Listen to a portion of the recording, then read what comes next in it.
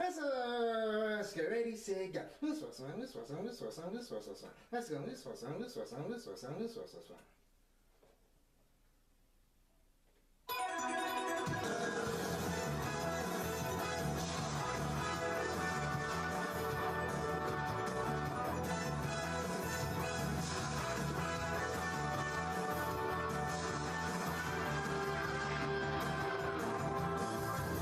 Like rainbows in the sky, let's fly away like a bird. You're free to see the boundless face of the earth. Let the wind blow you like a knife and glide away. Far beyond the clouds, you'll find another place. If the road ahead seems so cold and gray, turns today. Don't you be afraid. Go and fly away. Chala, hey chala. No time to hesitate. Go on and search the earth. Within it lies a magic surprise. Oh, chala, hey chala. Don't be afraid. You got the power to get through the darkest night. Chala.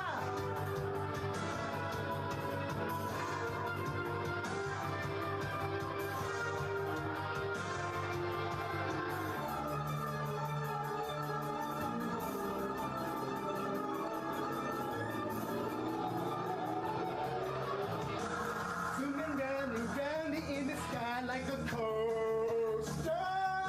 Hold on tight, or you may find yourself trapped in a maze.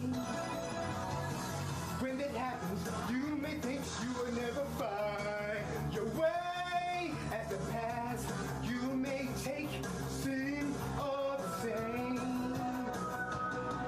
If the road ahead should lead you so cold and gray, when night never turns to day, don't you be afraid. Go and fly away. Chala, hey chala. No time to hesitate. Go on and search the earth. Within it lies a magic surprise. Oh, chala, hey chala. Be cool, don't be afraid. You got the power to get you through the darkest night. Hey chala. No time to hesitate. Go on and search the earth. Within it is a magic surprise. Oh, chala, hey chala. Be cool, don't be afraid. You got the power to get you through the darkest nights. Chala.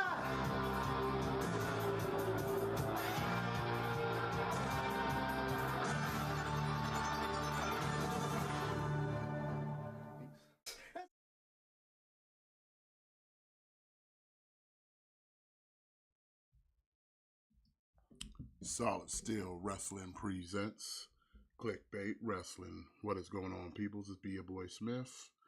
And as always, joined by my North American thick boy tag team partner, Mattitude 22, a.k.a. Popcorn Matt, a.k.a. the Colonel. That's right. We are the undisputed ELW World Tag Team Champions. The North That's American right. Thick Boys. Recognized as ELW's #1 tag team in the world. And you know what? I'm just gonna say it. Number 2, number 3, number 4, number 5, because really there's nobody that's even close to the level of the Thick Boys. Not even close. Did you catch this week's match that we had against the Sigma males? I did. Dominance, son. Dominance. Effortless. They tried to do the tag. We was cutting them off, son. Isolating the ring. Tag team technicians.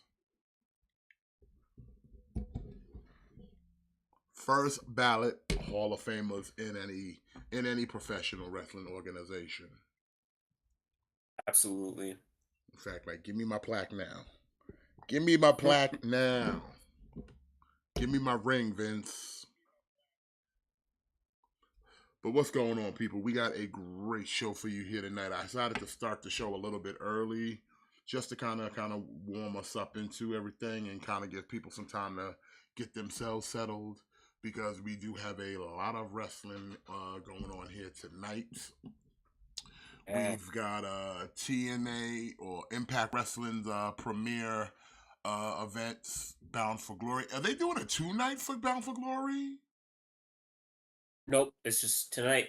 Then why am I seeing an ad about if Shelley wins tonight, he'll be defending the title against Gresham the next day? So I think that's like a live event. Oh, okay. Yeah.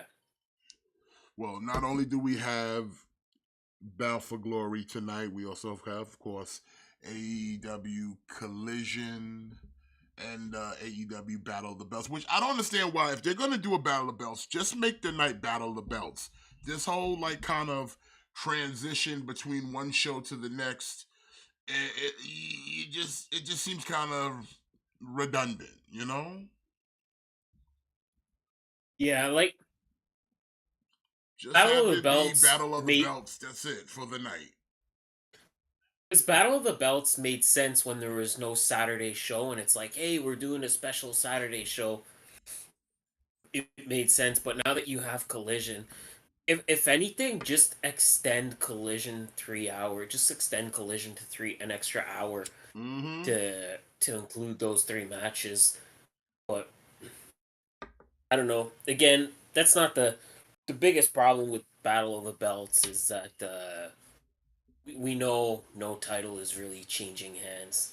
Hasn't changed since. I think maybe the first episode you might have had a title change, but ever since then, I've yet to see a title change hands on any of these Battle of the Belts. Any. And this is kind of the weakest card for Battle of the Belts, because you can look at these matches and you know none of these titles are changing hands. Like you can just look at these matches and you already know. I'm surprised Don West Like there's hasn't gotten any play from WWE. Like he was always a knowledgeable guy when it came to commentary. I mean, he's the professor. The professor, yeah.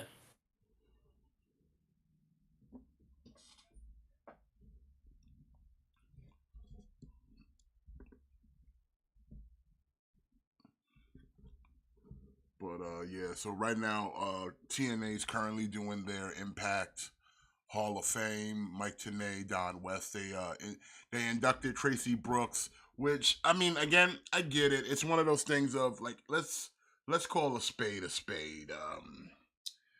The amount of stock that's put into the Impact Wrestling Hall of Fame like has as much stock as my own Hall of Fame. And just be real. Yeah. Now, granted, WWE has a little more stock based off of just brand recognition. We all know like the true like wrestling's Hall of Fame is the cauliflower ear Hall of Fame. That's the more like universally for wrestling. You know what I'm saying? Yeah. I think the difference is WWE they've been around long enough. They've had enough people kind of come and go through their doors that have had Hall of Fame worthy careers to where it makes sense. With Impact, I think they're still too new to really be thinking about a Hall of Fame. Like, how late in the Hall of Fame? Like, how long was the Hall of Fame already around by the time JR and Jerry the King Lawler got inducted? You know what I mean? Yeah. Like, the Impact Hall of Fame is less than 10 years old. I could be wrong about that, but I'm confident in saying that the Impact Hall of Fame is not a decade old, and they're already inducting They already have inducted one referee, and now they've inducted two But I mean, announcers, here's the and like thing: who do they really have that they can induct? They don't have that's that what I many mean. people. Yeah, like no, they don't. Like that's what I mean. Like they're eventually they're gonna start inducting current day wrestlers because who do they have that's like a free that they could like they can't induct AJ Styles right now. They can't do nothing with Christopher Daniels right now. Can't do nothing with Samoa Joe right now. So And the ones they they're did gonna get, they're gonna they already eventually got the ones they could get at the time. So it's like Sting, the Dudleys. Wasn't Kurt yeah. Angle in it? Kurt Angle, Jeff Jarrett. Like Ken Shamrock, shit like that. Yeah. But real quick before the show kind of starts, I wanted to what's going on, Ian? I wanted to talk something I wanted to do here on this channel a while back, and still want to do it, and that was kind of excuse me. I wanted to do a series of videos kind of reviewing or talking about like wrestling movies or TV shows or whatever. Okay. And we've kind of done that here before. We talked about the wrestling TV shows. There was one wrestling movie that's I don't know how long ago it came out, but it recently kind of got on my radar, and that was a movie called Cassandro. Now, for the uninitiated who don't know, Cassandro. Well, the full name is Cassandro the Exatico, which is Exatico wrestlers in lucha libre. You might know certain ones. I guess the most exposure I think most people have had to Exoticos in America at least is probably Lucha Underground because they had one in Pepenela Escalada, and then before that maybe that's kind of really it as far as like Exoticos, or if you're into GCW and guys like Effie, you might have seen, like I said, Cassandro Pepinella in one of his big gay brunches. Yeah. Now I don't know, Matt, how familiar you are with Cassandro, but Yeah. basically there's a movie about the career of Cassandro, and it's starring I forget the dude's name, but he was the guy who played he's the guy who played the main character in that Marvel's Werewolf by Night. You know what I'm talking about? Yeah, I know what you're talking about. Yeah, that guy. He played Cassandro. And basically, like Okay. the story, it's not a like. Honestly, it's not like a really dramatic movie in a sense, because it's like it doesn't really like highlight really much of his career. Like it kind of shows like from his beginnings in lucha libre to deciding to become an exotico and just kind of like taking off from there. I mean, there's some stuff, but it's like nothing really that direct. Like the most thing is like his mother passing, and like he's got like an estranged father. But it was just an interesting movie as far as like telling his story, because like I said, not a lot of people, especially wrestling fans, I don't know, like I said, how many wrestling fans are familiar with the exoticos in lucha libre, because they don't in lucha libre, at least in the western world of lucha libre, not a lot, they don't talk about the exoticos that much. It's all about just the mass wrestlers. When people think lucha Yeah. libre, they just think mass wrestlers, Rey Mysterio, shit like that. But there's another part of that, and that's the exoticos.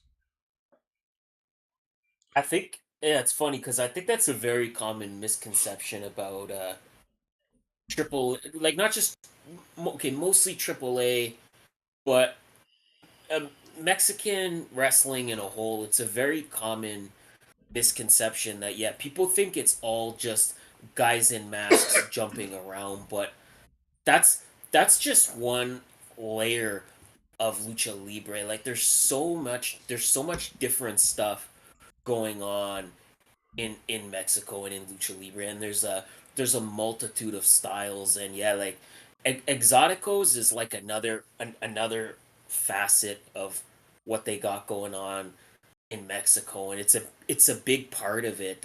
It's a big, the exoticos are like a big part of lucha libre and AAA, you know.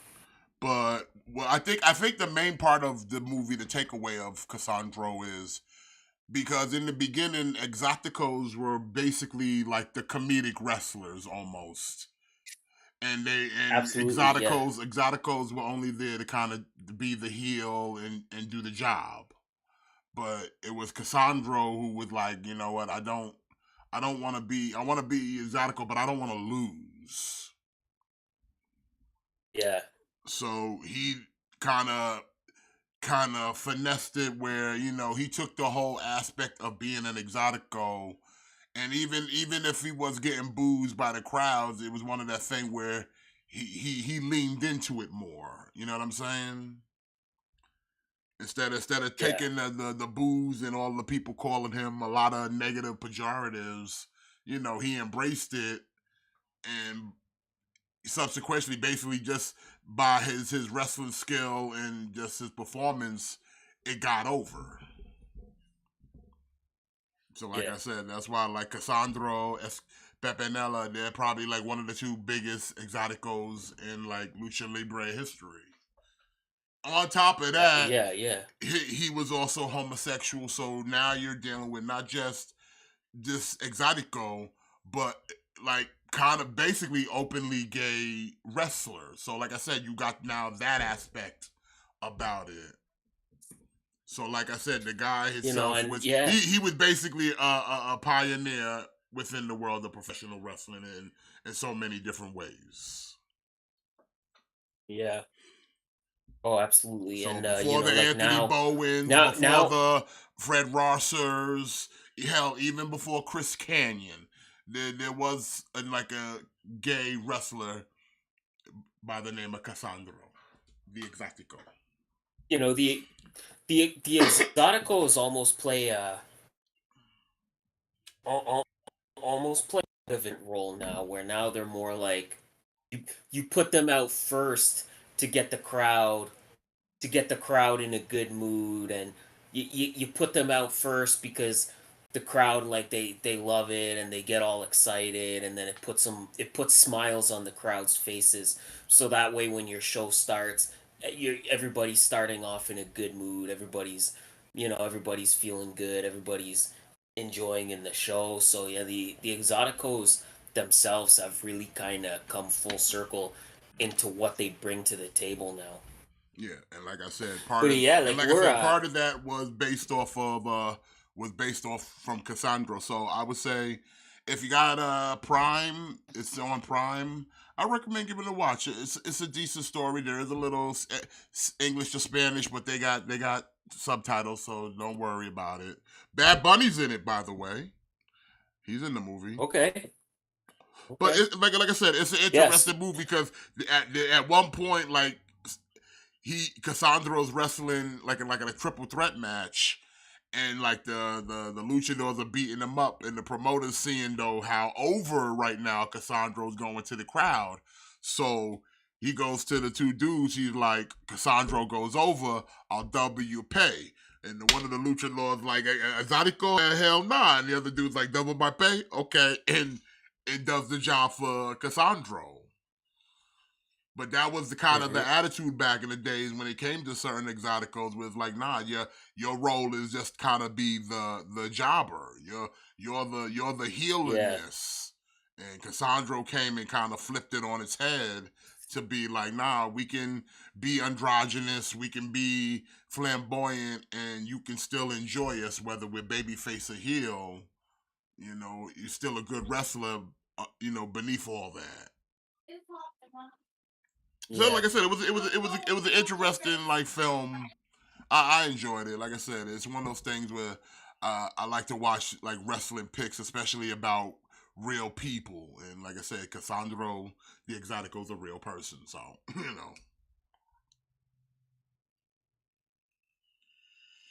And it made me kind of go back and kind of look at it like, yeah, like damn son, like he really did like do a lot for lucha libre and the exoticos. So it's just like, hey man, props to him. But like I said, as a wrestling person, yeah, I recommend it. Go check it out if you got Prime. Yeah. Yeah, it's kind of one of those nights where kind of have to have our heads on a swivel, but we're starting off in the worst possible way because Bound for Glory starting it off with Chris Sabin versus Kenta for the X Division title, and then Collision has Andrade versus Bryan Danielson. So I'm really having a hard Yeah. time. Like both shows starting off with like match of the year contenders, and I'm like I really don't know where to look. Okay, well, now Like we know I don't this want to take match, my eye off Sabin either. and Kenta is for the X Division. I don't see them Yeah. putting it on Kenta though. I don't see it either, but I wouldn't be mad if they did. Uh, ditto, ditto. I wouldn't be mad if they did. I don't think they will, but I wouldn't be mad if they did. Okay, real quick, while we're talking about Bound for Glory, I'm looking at this setup for Bound for Glory, and it's got me thinking where it's like AEW, if you're having this kind of issue where kind of filling up a room and you got like one half of your arena like just blacked out, maybe go the route of Impact and just pick smaller venues because having watching that Sting video of him announcing his retirement and seeing the footage of him like literally talking to a row of nobody is sad.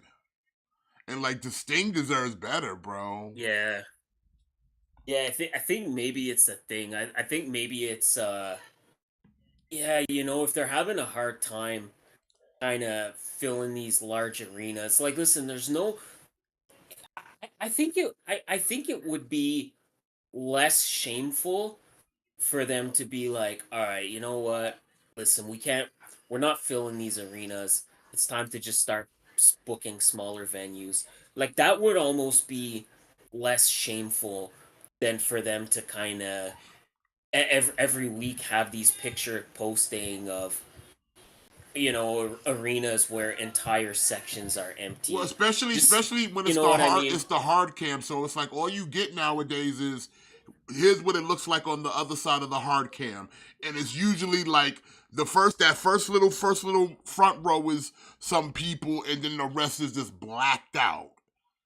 And it's like Yeah, you're just keeping it filled in that little area for camera purposes.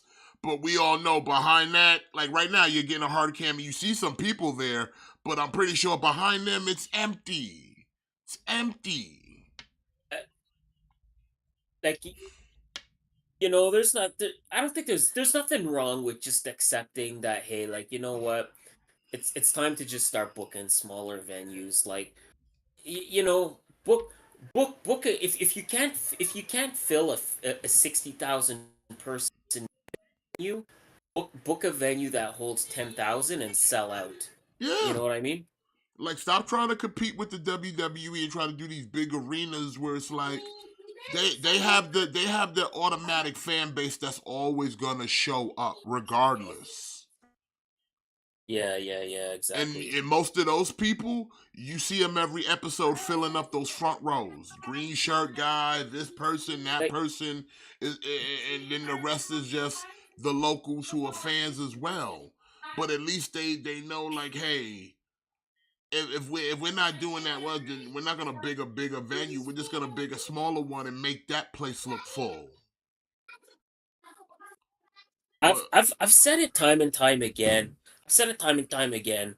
Number of paid attendance, view ratings, none of that stuff equals to how good the quality of the show. And oh, you know GCW puts out the best pay-per-views those in wrestling right now, and they book venues that hold a couple hundred people.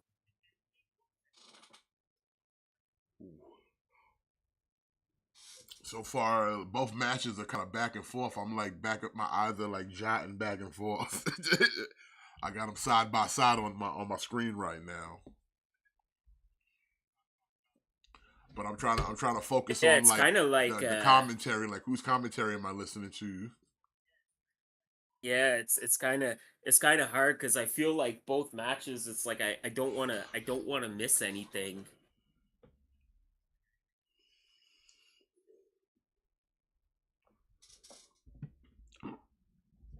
But I think like AEW, what they need to do is establish the base that they have, put them in smaller arenas. Like I would even say,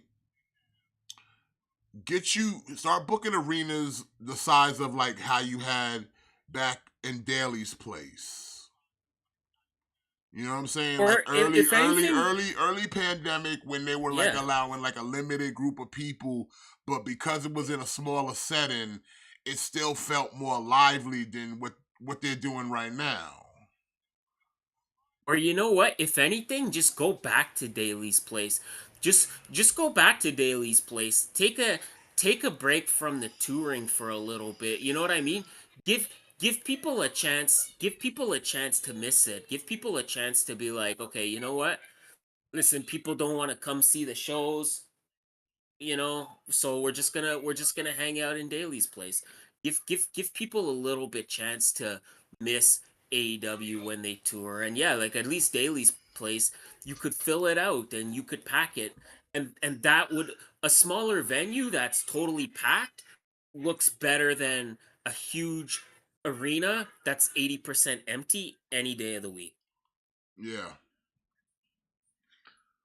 Cause like it's becoming the point like you watch it and it's like every time you see the camera kind of pan out and you see blacked out areas, it's like is it blacked out because no one's sitting there, or is it just blacked out because the lighting?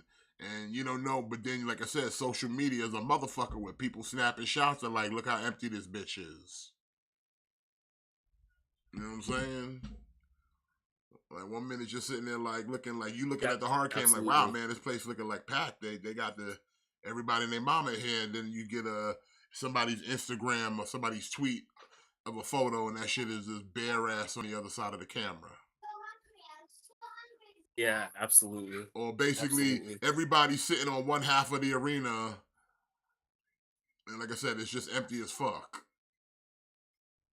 Yeah. What's Like I Kenta doing? said, man, smaller venues, but fill them out looks way better than like huge arenas that are mostly empty. There's no shame in just being like, hey, like it's time to step down. I think, like I said, to me, like that's less shameful than to keep to keep running these big venues and consistently having these pictures pop up of, Oh, Ian mentioned earlier, like you see a clip of Adam Copeland standing on the turnbuckle looking out at nothing but empty chair. nice split legged moonsault from Andrade. And Kenta's over here trying to cheat the win, but he might be going for that GTS.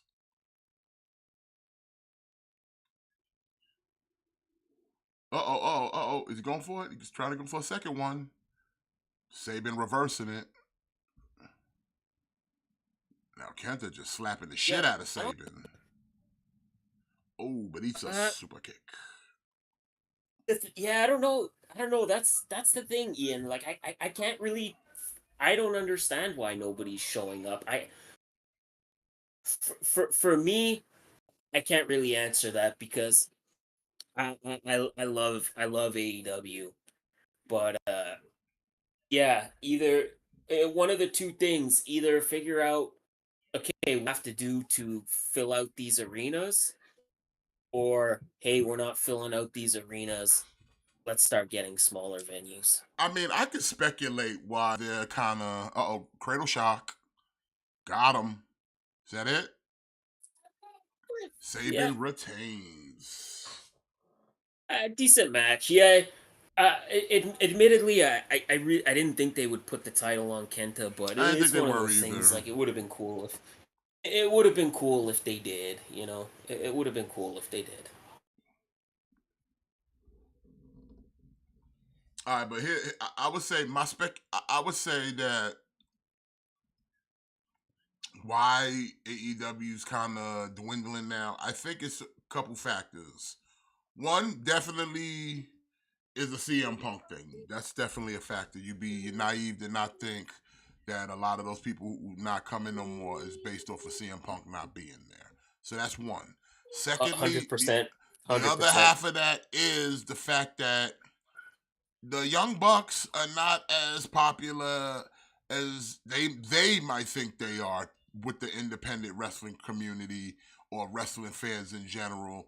And the fact that they pulled that shit and they got really nothing for it and got rewarded kind of at the end, I think put a bad taste in a lot of people's mouths. So it's like, you know what? If this is the kind of company that you're gonna run where it's like, you know what I'm saying, y'all playing favorites and the real and then like I said, you getting rid of the main reason half of us are here. Like, yeah, I'm not gonna sit here Yeah, and hang out. I'm not gonna support a team of people that I don't even give a fuck about. Ooh, next match absolutely. You coming know, up. I've This one should be a banger. That yeah. Speedball This has versus a Osprey. That should be a good match, y'all. yeah. I think it's not just the Bucks thing. I think it's a number of occasions where I think it really started with Hangman Page going into business for himself. I think that really kind of broke CM Punk, and then yeah, like Brawl Out, and then like the whole thing with Jack Perry. It was just I think a lot of people felt Punk got did dirty, and the whole thing with Tony Khan saying he was in fear of his life. I can't comment on that. I don't know what happened. I can't comment on that. To me, it would not be outside the realm of possibility to say that like he could be totally exaggerating.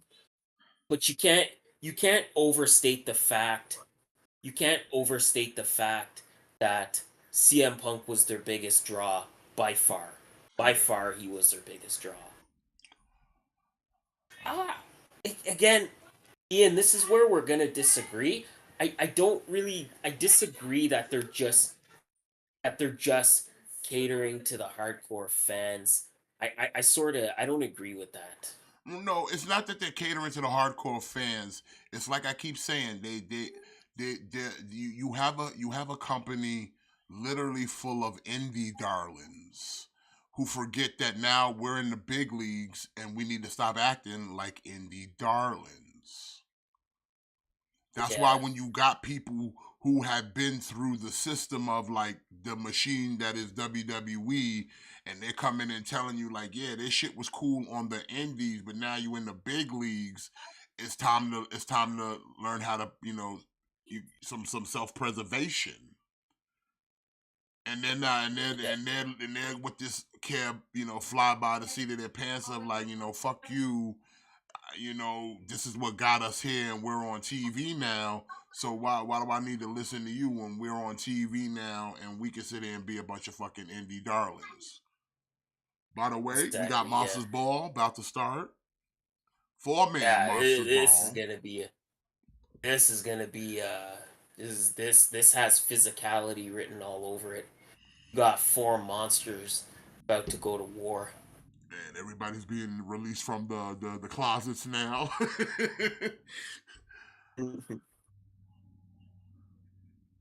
Plot twist: it was the same closet. They just filmed it at four different times. I mean, it was always a decent concept with the Monsters Ball of like seclude them in a closet for like 24 hours and shit. I always thought that was great, and then for a couple years they kind of went away from that, and now they're kind of leaning back into that. I don't know, I always liked that. I always thought that made Monsters Ball more like interesting. I Well, always thought it made I think Monsters Ball more I interesting. think they had to bring that back when they lost Abyss because it's like Abyss made Monsters Ball work because it was his match. But it was like when they took it when Yeah. he was no longer a part of the Monsters Ball, it's like you gotta have something to make it more of a gimmick because the guy whose match this is tailored for is no longer here. You know what I'm saying? Yeah. Yeah. Uh, yeah. Switching to the other side for a minute. Andrade and Bryan Danielson have been they've been going at it for Yeah, for a good minute now. damn near 30 minutes. That's because they probably know Battle of the Belts is probably gonna suck ass. Yeah.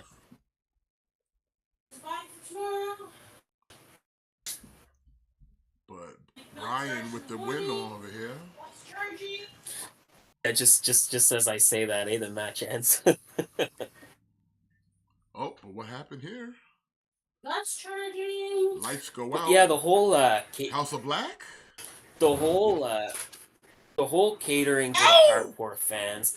I don't know. Like to me, it's I like what they're doing. Like they're bringing in different talent and they're trying to work with different promotions to feature new wrestlers and to add variety to their shows. And I think that's one thing that WWE should kind of take notes on because that's one thing that WWE should really be doing.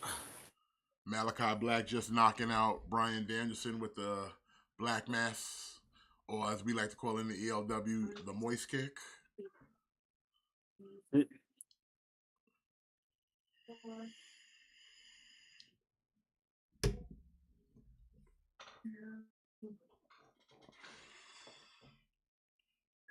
Oh, PCO taking a hard bump onto the ladder. Yeah. Already getting Who do physical. you who do you uh who do you got for this Monsters Ball?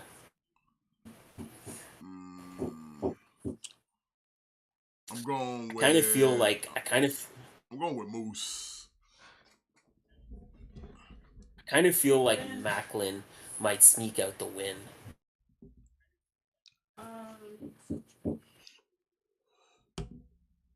But we also got what the tag team champions Starks and Big Bill taking on the BCC Uter and Yep. Castiglione tonight. So a lot of Yep. things happening Yep. tonight. We got Jeff Jarrett versus Eddie Kingston in a street fight.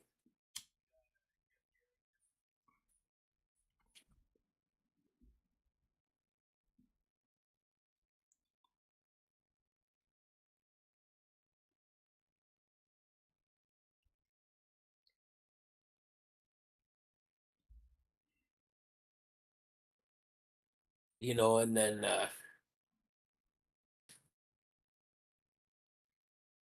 I would be I would be remiss if I didn't comment on the fact that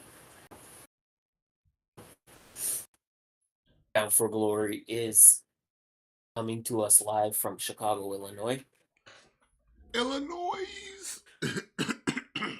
So take that for what it's worth. So what is this thing going on with Sky Blue over here? She's all like kind of broody now. Well, I think like Julia Hart sprayed the black mist.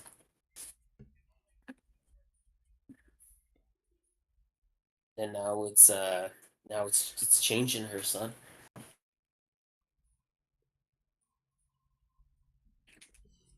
What do you think about Darby's new giant face tattoo? Yeah, the face tattoo. Oh yeah, you got a new face tattoo. I haven't seen it, so Oof, oof. Giving it's giving Cody Rhodes a run for his money. like is it on his face or like his neck? No, it's on his face. See now I gotta look it up and see now.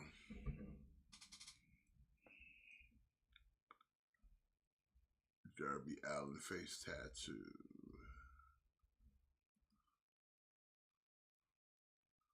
Oh, come on.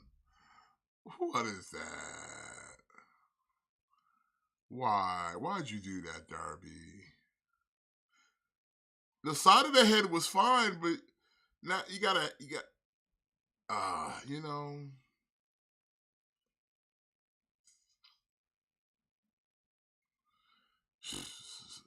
Some people just don't. Some people just shouldn't have money. That's all I'm gonna say. Some people should just put it up. Hold on, I'll put it up. Give me a second. I'll put it up.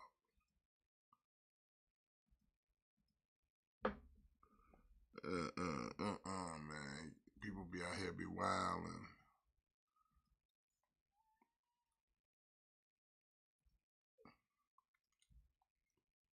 Let me get it. Let me get a good one. There you go.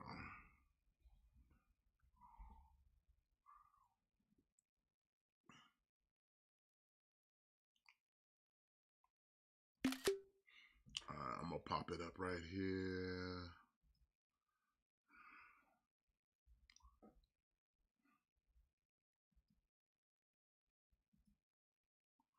Look at this shit. Look at this shit right here.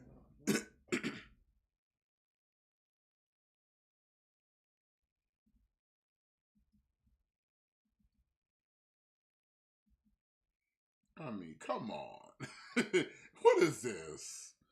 What are you doing, bro? It's rough, man. It's rough. It's rough.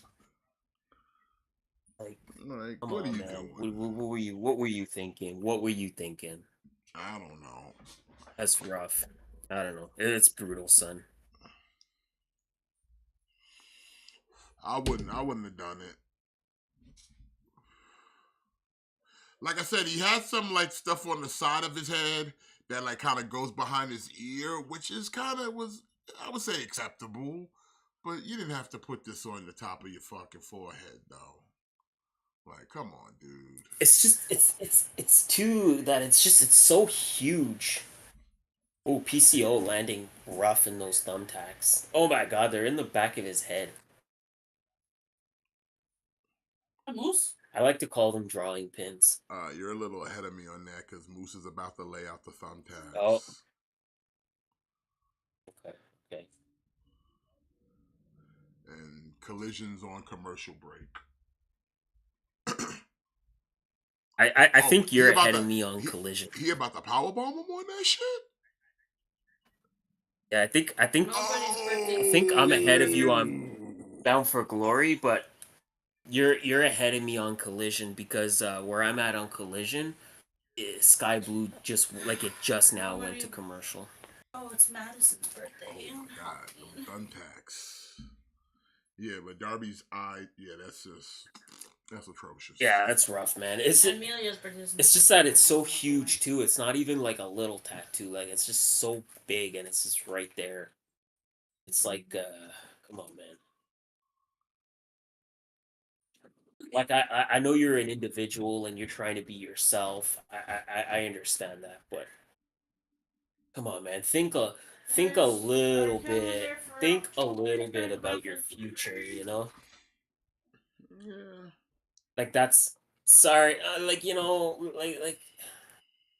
is what it is, but like that's not the face of somebody that goes on Good Morning America, you know? Yeah. that's not the face of TNT.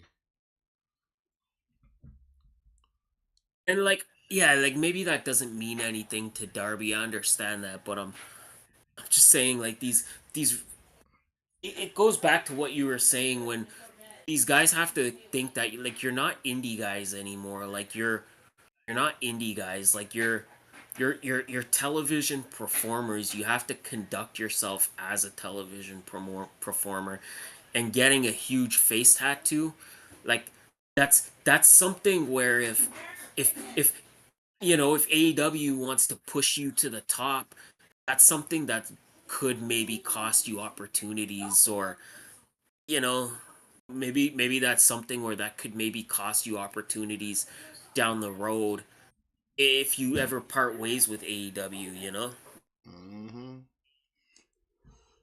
Like I said, man, they operate like an independent company. Like I said, they still want to play the like kind of boys club because, like I said, all the friends get the special treatment, while it's like everybody else kind of gets the kind of shit shaft.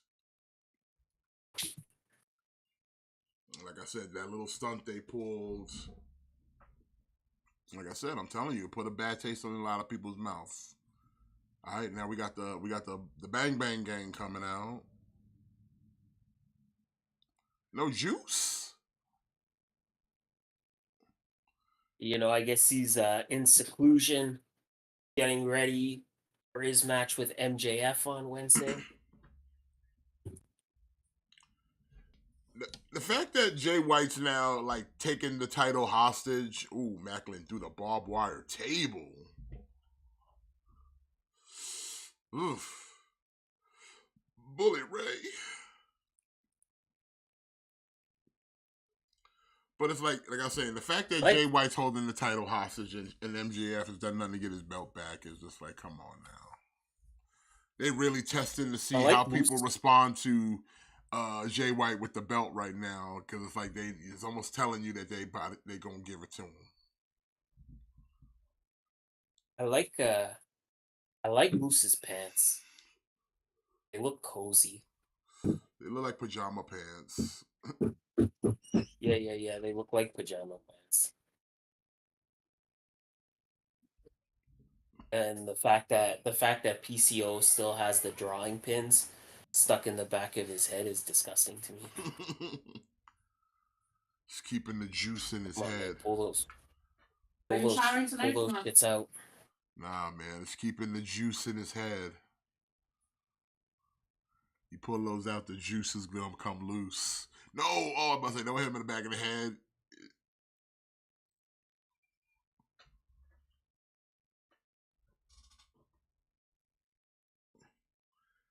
You pull those tacks out, man, the juice will run loose. Yeah, pull those out. Gore! Oh!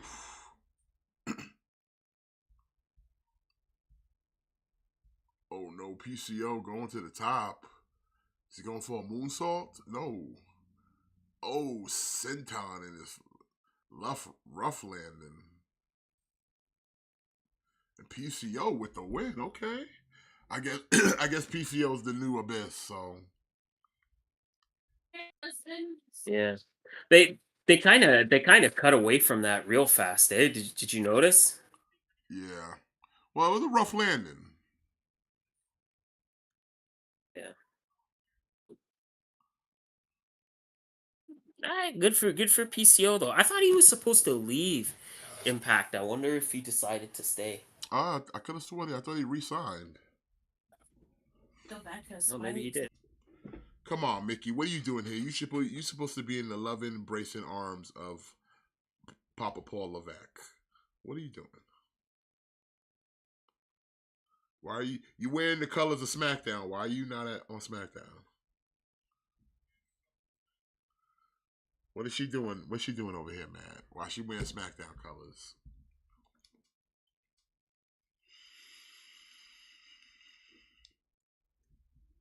Who you think's winning that match between Mickey and Trinity? The I don't know. That's a tough one to call.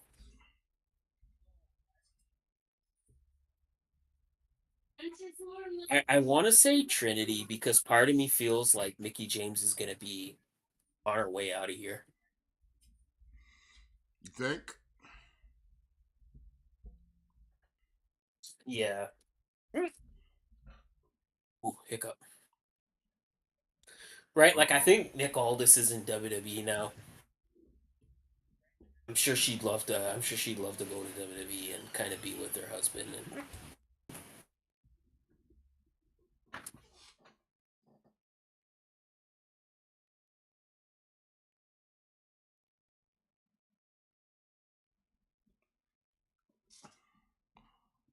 I think we're doing tag titles next. yeah, If kind of dreading this match. Why you say that? I don't. I really fucking hate Chris Bay. I really fucking hate Chris Bay. And I don't know. This feels like we've done this before. This feels like I don't like ABC. I don't like how they're Bullet Club posers. I don't like Chris Bay. I wish they would have found somebody better to be going for the tag titles.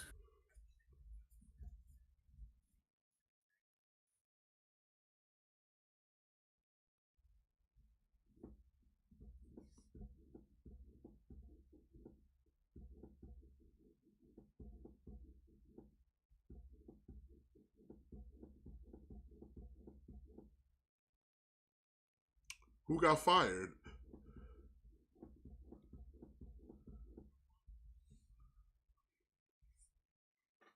It was Yuya Umera.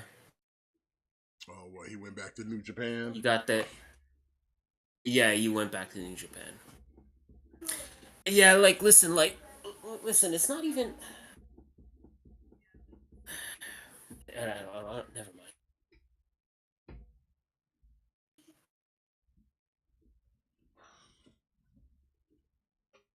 It's not even like a race thing, but it's just when I look at Chris Bay and when I look at the vibe he admits and when I look at his style, it's just like he's trying so hard to be Swerve, but you're nowhere near as good as Swerve. He's Wish Swerve. Yeah, like he's like it's like he's like a dollar store version of Swerve.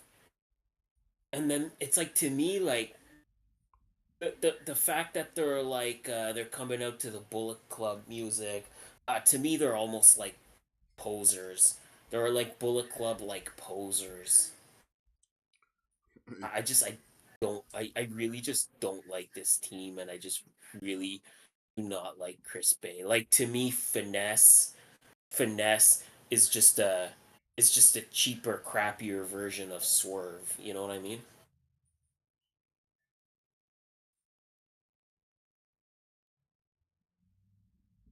Hmm. And then it's no secret how I feel about Trey Miguel. So who you picking to win this though for the titles? Uh, I don't. Probably the Rascals. I say keep it on the Rascals.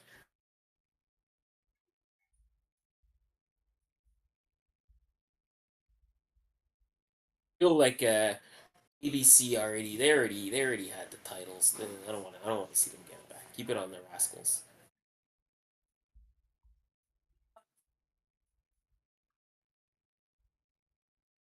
Especially because I do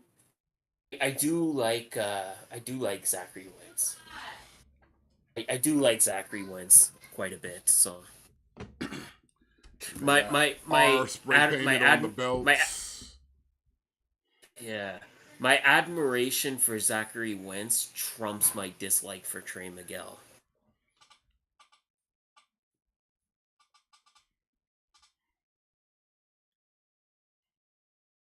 And now we got Kingston versus Jarrett. But he's going up against all of Jarrett's peoples.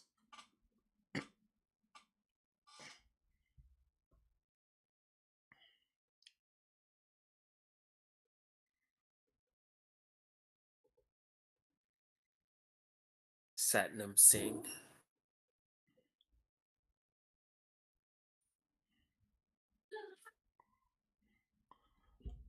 You know what? I'm gonna say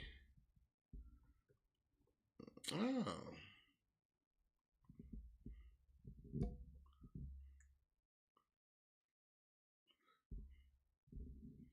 I'm gonna go with ABC. Even though you don't like him. Oh, But wait, how long have the Rascals held the titles for? like a month and a half. What happened to the former champs? Where'd they go? They didn't even get a rematch or nothing. I think they did, but I think they lost the rematch. Mm. I think they're still there. They're just not really there. I'm trying to remember what were their names. I know it's Webster and It was subculture. Andrews. Oh yeah, Yeah, subculture. There it is, subculture. subculture. And now we got a little hardcore match with Jarrett and Kingston.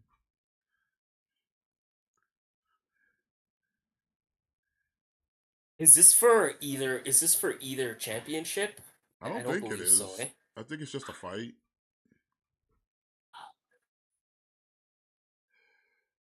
Okay. It's fun. And I like a street fight from time to Eddie time. Kingston's pouring mustard all over Jeff Jarrett and catsup. He's gonna put him through a table now. I didn't know pouring mustard on somebody incapacitated them enough to get put through for you to lay him on a table. Yeah. Well, maybe it's hot mustard Uh and it's oh. burning Oh, him. oh, Lethal with the cutter through the table. Oh. That was nice. That was nice. Lethal doing all the dirty work here.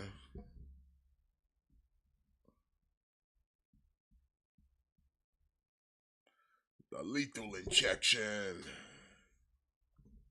That was nice, man. That should have been the finish.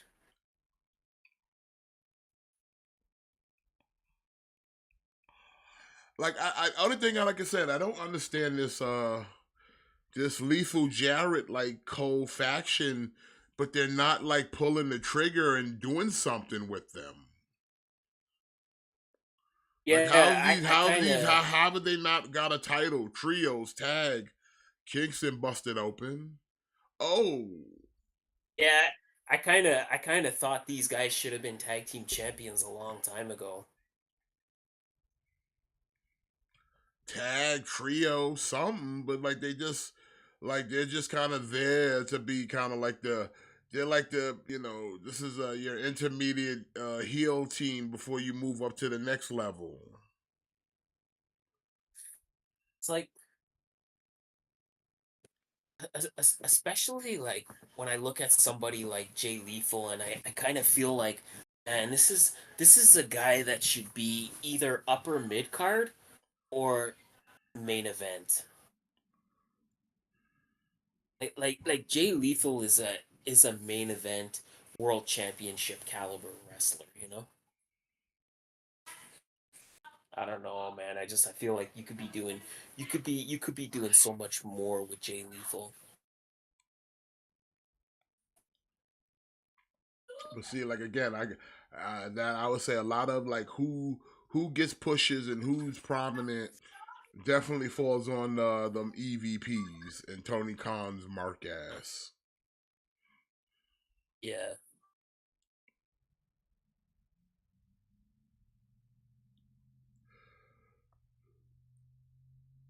I mean, Tony Khan is just more like Vince McMahon with every passing day, you know? With every passing day, he just becomes more and more like his sworn enemy. Hmm. Because that's that's that's very much a Vince McMahon way of booking things. And that's why I get pissed off when I see that Orange Cassidy is international champion again, because it's like Oh,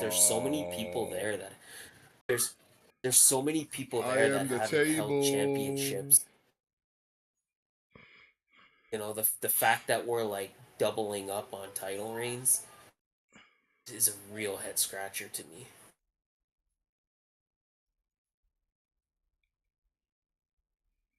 I am the table. You know, sometimes that's just how it be. I like Jared he drops an elbow. He's like, fuck it. We're not doing that shit again.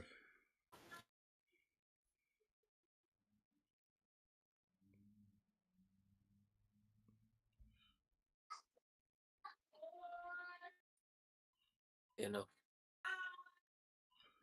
Discount Swerve, going for a brain buster. Am I wrong though? Am I wrong? To me, like he's just discount Swerve.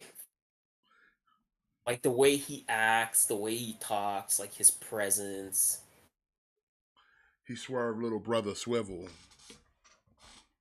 Yeah, exactly.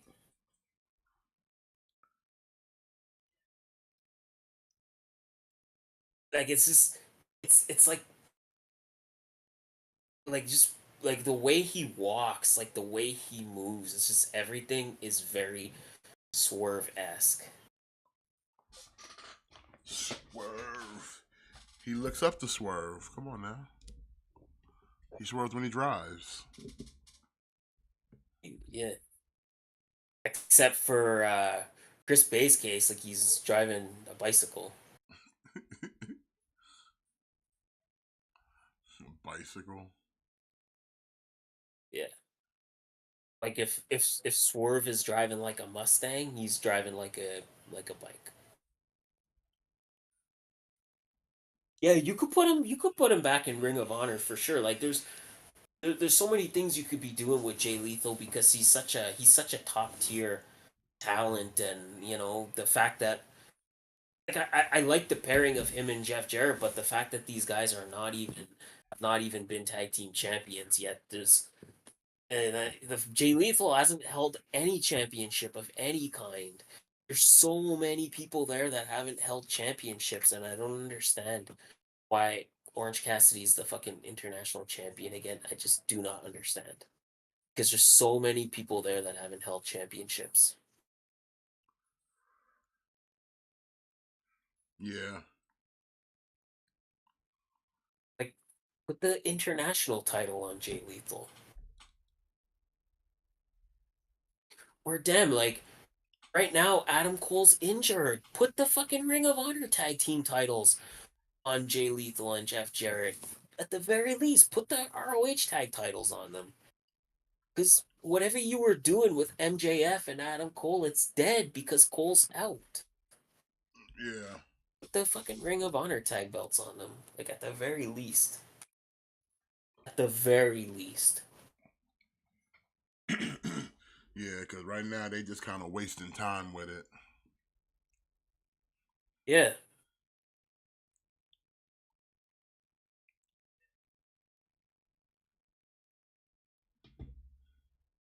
Oh, nice swanton.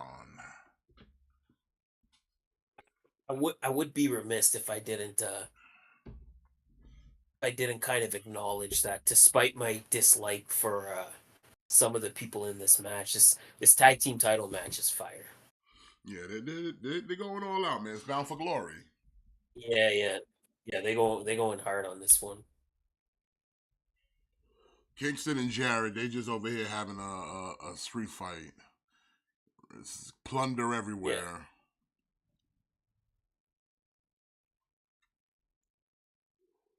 Eddie Kingston looked like he just got out of a bodega.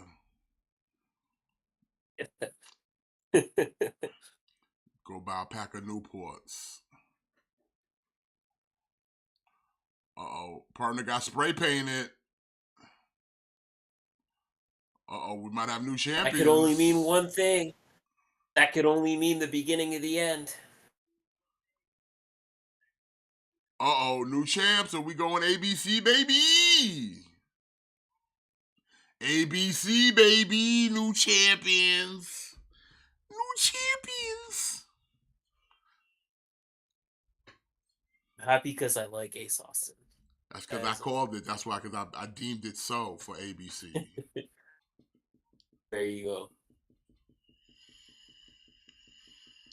What happens if ABC ever comes up against the North American Thick Boys?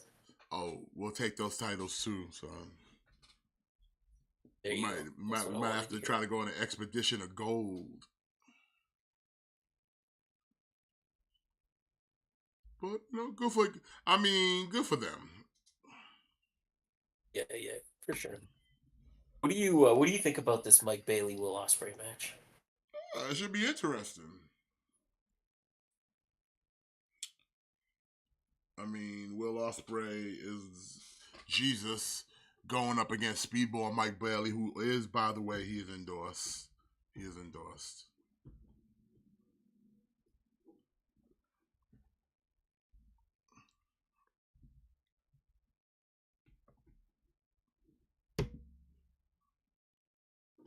And wait, what's up, man? Eddie Kingston, you ain't got no friends? You over here just getting jumped right now.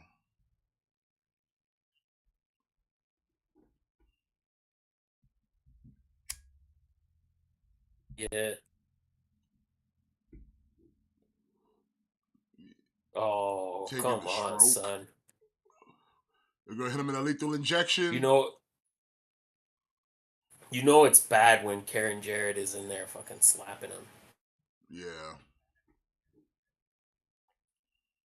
Like you've kind of reached a new level of And Jeff Jarrett with the win.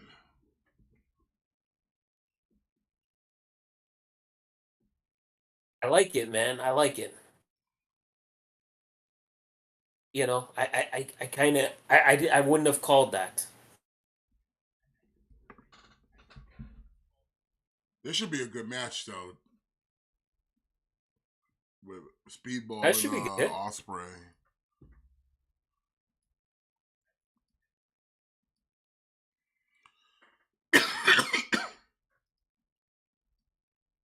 Yeah, it should definitely be good.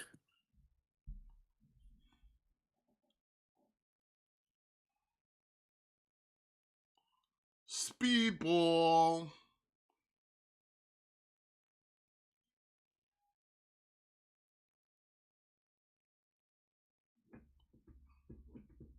Who you got for this though? Who you picking for this? Speedball or Ospreay? Oh, Osprey, not even close. Nah, Osprey. I'm going with Speedball, son. Ah. I'm going with Speedball. What's going on, Candy Corn? Number one boyfriend in the chat. And if you watch Spaghetti and Friends, then you know what you know the story behind that. the If you best boy, the don't, best then boyfriend. the best boyfriends. And if you don't watch Spaghetti and Friends, then I'm not gonna tell you. Go back and watch it. But then, if you're not watching it, your life means nothing. Nothing. Like what's currently in my bank account. You should That's uninstall. another. You That's should another callback. uninstall right now.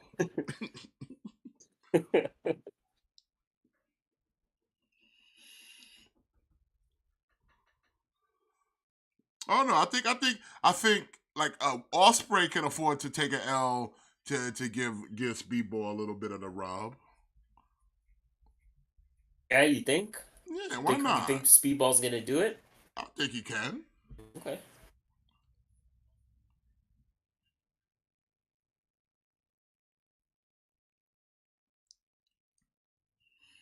My my only thing with Bailey, my only issue with Bailey is I think he's a tremendous wrestler, but he has like zero personality and zero charisma.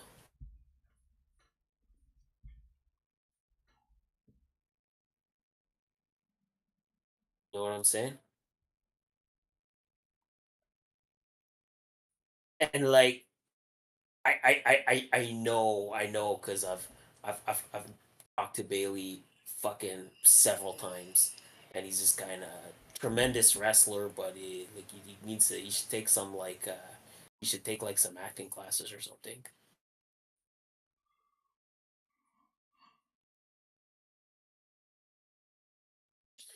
You think You think when Will Ospreay's contract comes up, you think Impact is gonna try to? You think Impact is like a possibility? I mean, Do you think it Do you depends think on he's how he either wants to work, you know. like? Do you think it's a thing where like, okay, he's either gonna go to WWE or he's gonna go to AEW, or do you think it's something where like, yeah, he might just go to Impact? I He might mean, just sign with Impact. there's a lot of talk of him might be going the way of Impact. I mean, he can always go AEW. You know, I'm pretty sure Tony would mark out for him. And then, Yeah, of course, for there's sure. always the E. They lurking and stalking somewhere. What's going on, Gojira? You right in time, Gojira. Not Gojira. Now that you're here, the if the show's like really getting started, Oh, because big it's not boots. it's not the same without you, Gojira.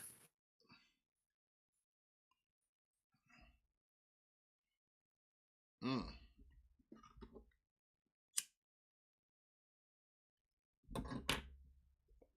Yo, this match just started and already Osprey and Bailey kind of going hard on each other, man. Yeah. And on Collision, we got the Trios champ of the Acclaim, something with Max trying to push up on the champ MJF. You know, Yeah.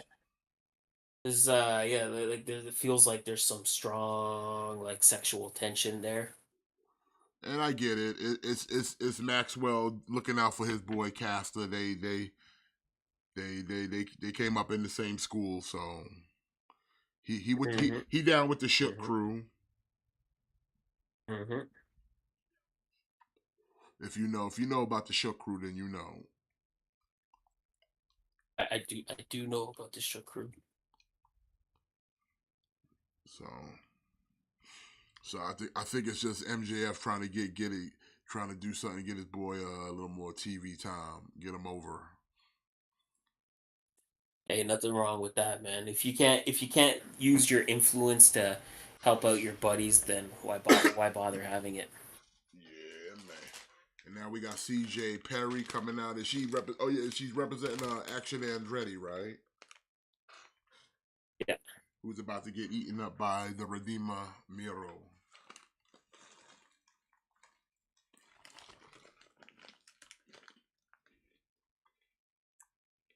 Ian, you gotta put a little respect on Ace Steel's name, son. Ace Steel's a former TNA Tag Team Champion. He, he's worked hard enough to be just to not be known just as CM Punk's buddy. You gotta put some respect on Ace Steel, son. Ace Steel was a TNA Tag Team Champion? Yeah, With who? CM Punk. In TNA. I don't know. Maybe they weren't the. TNA, or you mean Ring of Maybe they weren't. Honor? No. I mean TNA. I don't know. Maybe they. I'm pretty sure they were tag team champions. Maybe I'm wrong, but I know that they were in fact in the very early days of TNA. They were in fact a tag team. You sure about that? 100% sure.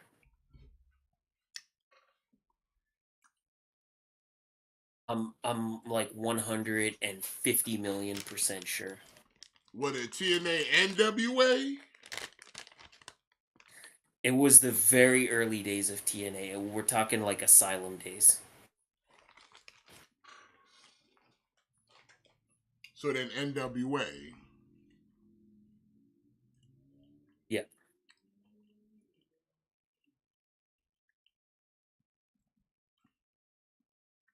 Hmm. I like Action Andretti.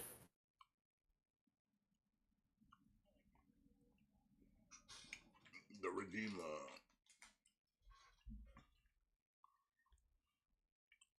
I don't care about the whole CJ Parker thing, to be honest.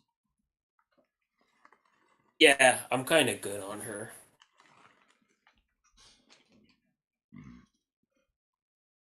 Plus, like her, like attractiveness seems to be a little waned outside of the WWE bubble. It just goes to show what kind of a machine they got over there.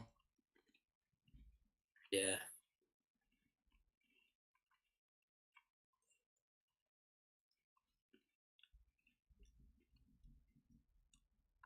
Because the makeup job looking a little rough. It's just, like I think Miro was doing just fine without her. I don't think she adds anything to the package. Like I don't think she doesn't do anything. Like she doesn't help him. Like she's not Maria. She's not Maria Canales. She was fine when she was just mentioned as he had a hot wife, and that was it. Yeah. He kept it moving. Absolutely.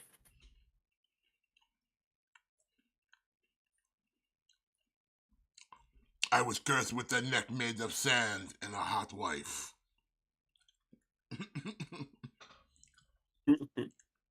Hot flexible wife. The He, hot he loves flexible to wife. he loves to throw yeah, he loves to throw in the flexible all the time.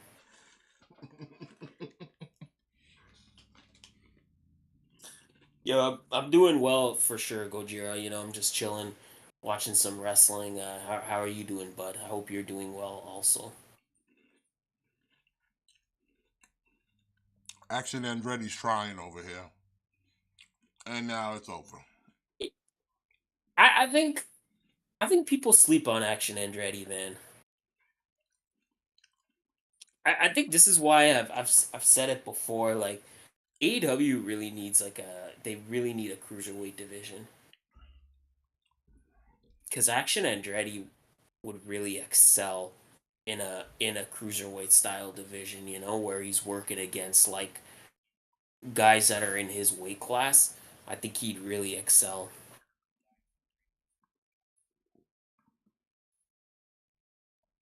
Uh-oh.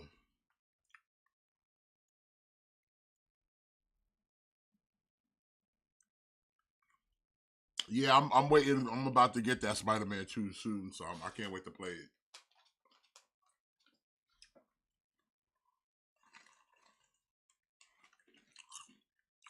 Come on, Speedball. Oh.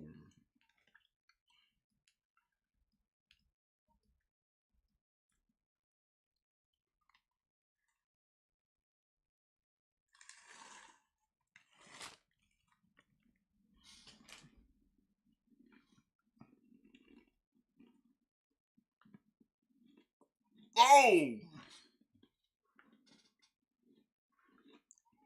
Poison Rana spiked him like a dart. Speedball. Don't hurt him.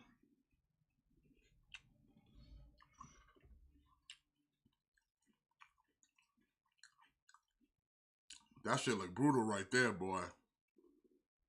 Yeah.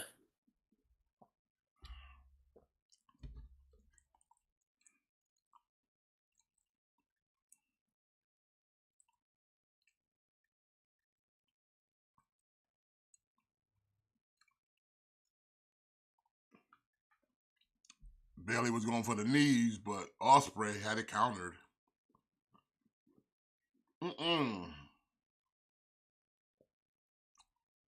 Oh, Oscutter on the apron.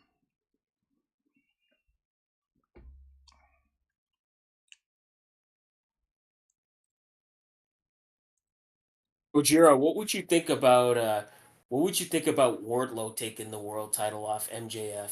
You think it's too soon? Everybody else, same question. Is Wardlow the guy that should beat MJF for the world title, No. or is it too soon for him to be the world champion? No. No. Why do you say no? He's not good on the mic. He hasn't even established a real look for himself. He's been off TV so long. Like, what's he done? He's only good with the Powerbomb Symphony, but that's not gonna last if he's going up against real competitors and shit. Oscutter. Yeah. Barely kicks out.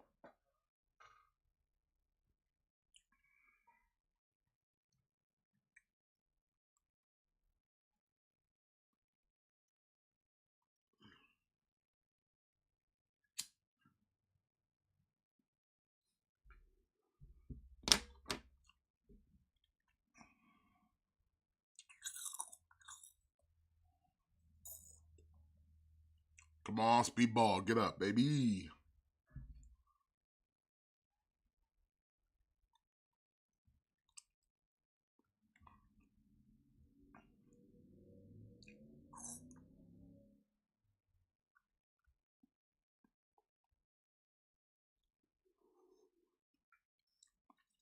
I think Speedball gonna make a comeback, son. Osprey getting too cocky. Yeah.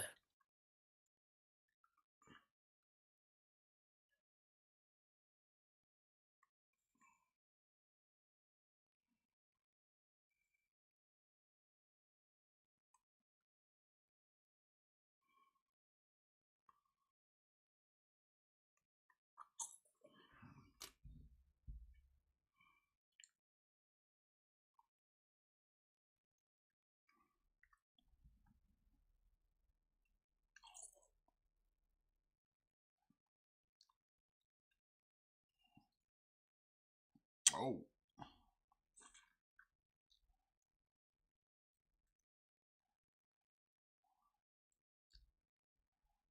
Oh.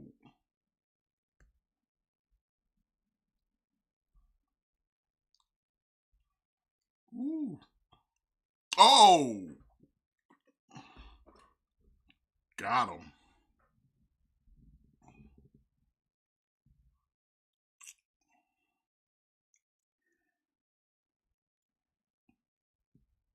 Physical, man. That's a nice little sequence there between Speedball and Osprey there.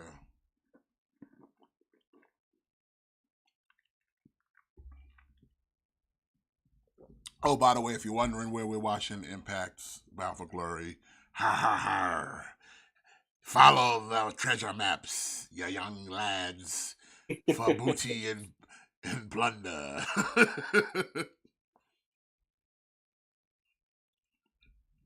Yeah, see, Action Andretti's hanging in there, man.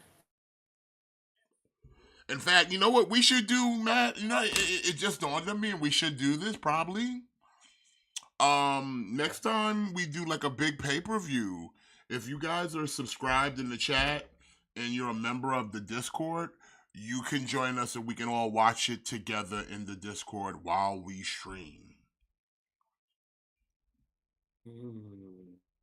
Doesn't that sound That's like a an good idea? right there. That's an idea. Ooh, and a 2 count from Speedball. In fact, what's the next pay-per-view coming up? I think probably I think it's probably Crown Jewel, but I think that's gonna be like in the afternoon. Yeah, no Crown Jewel, no Crown Jewel.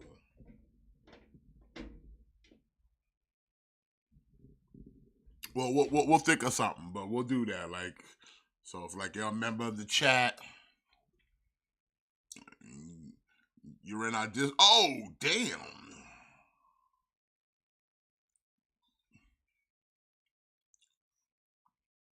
Osprey got him on that one. Oh, but Speedball. Oh, good at Speedball, baby. Hit with the knee, son.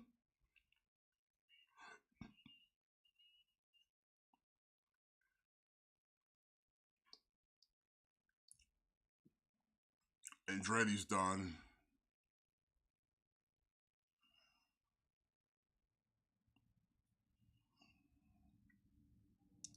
What we doing? A perfect plex off the top? Oh! That was nice. That was nice.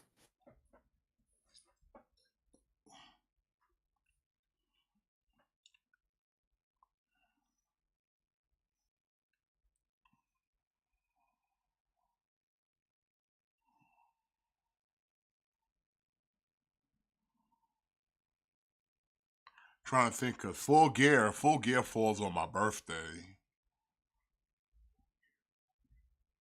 Yeah. But I don't even know if I'm gonna be home for that anyway. I kind of, yeah, I kind of, yeah. Sorry everybody, but you Ooh, know, got him. sometimes sometimes you wanna.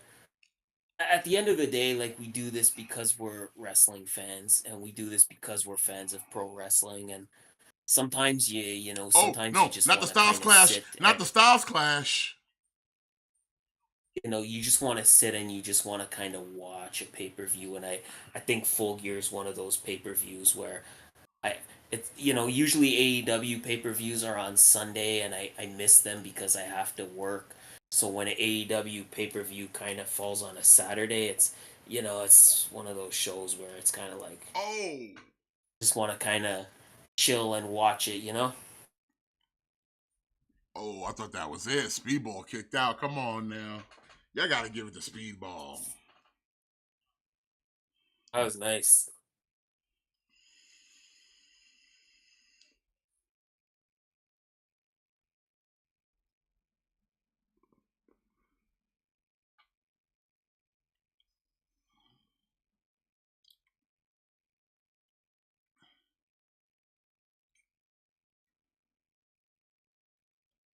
Not the Stormbreaker. Nice try though. Stormbreaker can only mean one thing.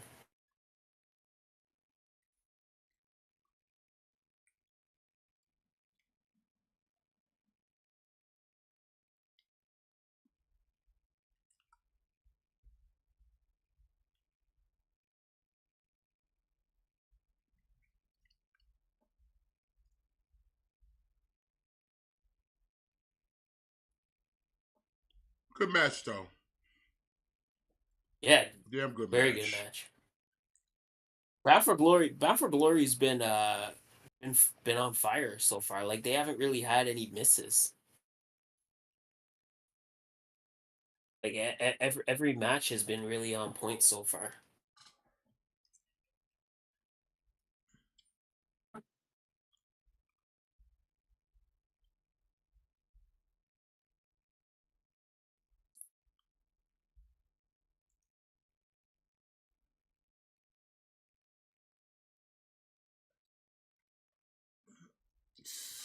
Stormbreaker.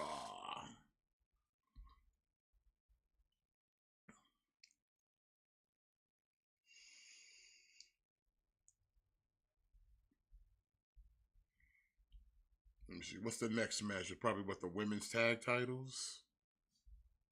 The knockouts? Yeah, probably.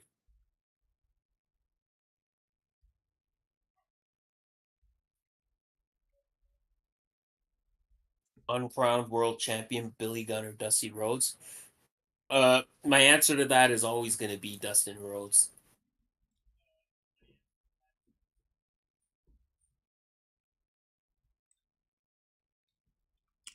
Dustin.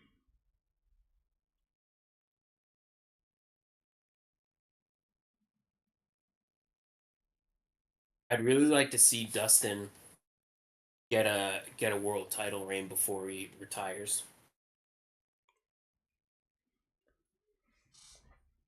Well, it definitely feels like Ospreay's definitely looking to be more an Impact because he said they got him scheduled for Turning Point already too.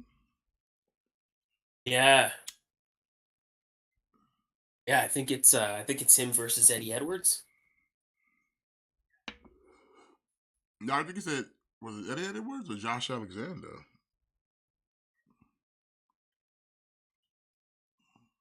I don't know. Do you watch What Culture Wrestling on YouTube? Yeah, what's his name? Joe Hendry's going up against Simon Miller. Yeah. That's dope. Yeah, I know. Simon been training to be a wrestler. I know he does some indie shows and shit. Plus so Yeah, that's cool. I can't stand Joe Hendry though. Hey, he's the local hero. He's the local hero. Oh, what is this? The Gauntlet Battle Royal or something? Yeah. I hope we get a couple surprises in this match. Gonna be Joe Don't sh- Hendry. don't show us all the competitors beforehand. Like let us have some like mystery to like, oh, we don't know who's coming out next. That's what makes these like gauntlet matches fun. Like throw in like a couple of surprises, you know?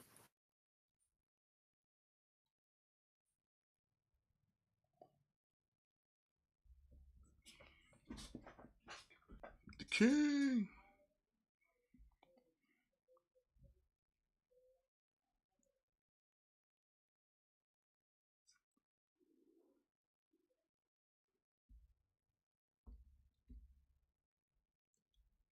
And Collision, we got Le Faction Ingobernables. Yeah. They've been going somewhere, but they're sure taking a long time to get there. Taking a very fucking long time.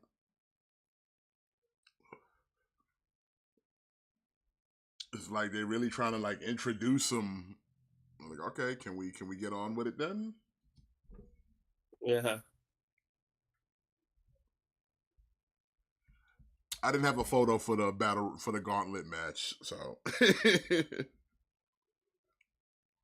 That's okay. that's all right. We'll let you know who's in the match. Yeah, so we know we do know as a result of that 5-way, we know that Jake something is gonna be number 1 and Dirty Dango is gonna be number 20. Okay.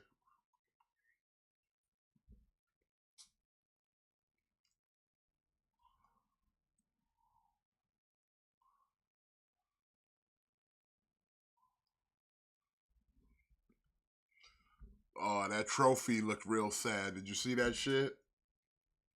I did, yeah. With the names on the plaque, and then like, oh, they just look so fake and shitty. Yeah.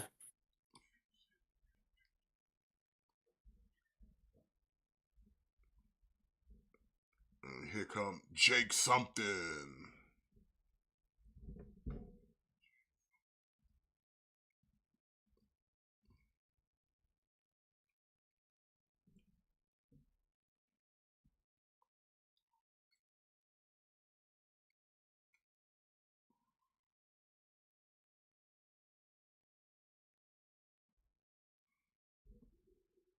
Jake something. I still don't understand like with the whole like Jake something.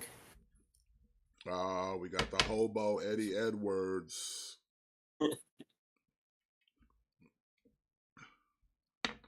And Eddie Kingston's losing his mind over here, threatening to beat people up.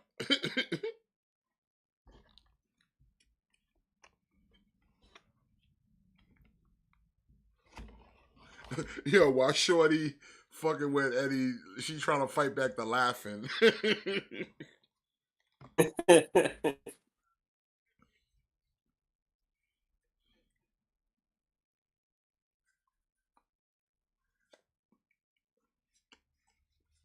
Oh, here comes FTR.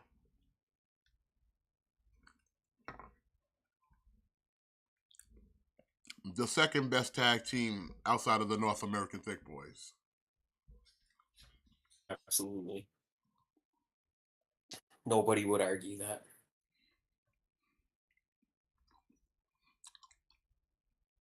It's not even really a debate. No. It's like who greatest tag team North American Thick Boys. Oh wow, okay.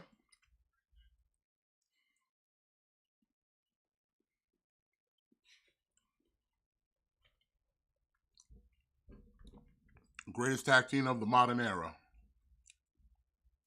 Those American Thick Boys. Mm-hmm. The modern era and any era.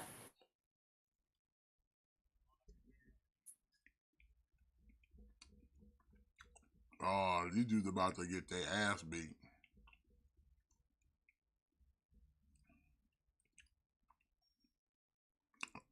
A bunch of jobbers.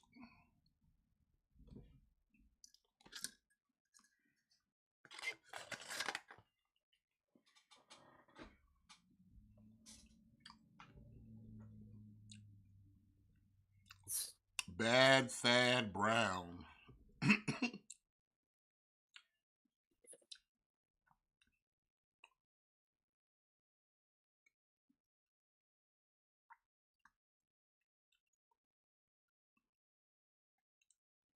Uh-oh. Uh-oh. House of Black.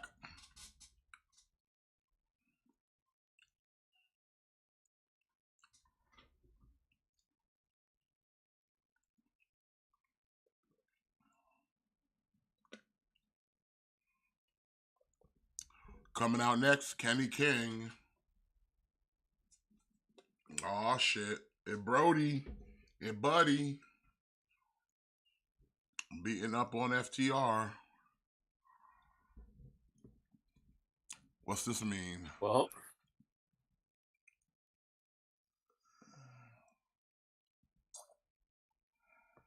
House of Black, they're making some, they're picking some targets tonight. Indeed.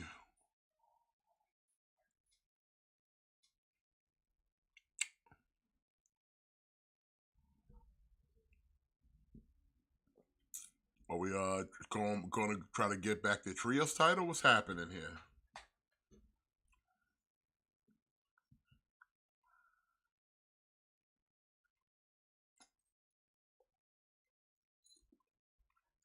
Looks like the jobbers got off easy tonight.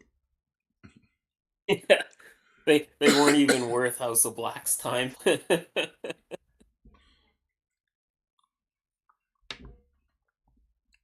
Like y'all go back on the catering now. Yeah. Juventus Guerrera. What? The juice? Hoovy. The juice is loose. The juice. I see Hoovy put the mask back on, huh? Yeah. Yeah, good for him.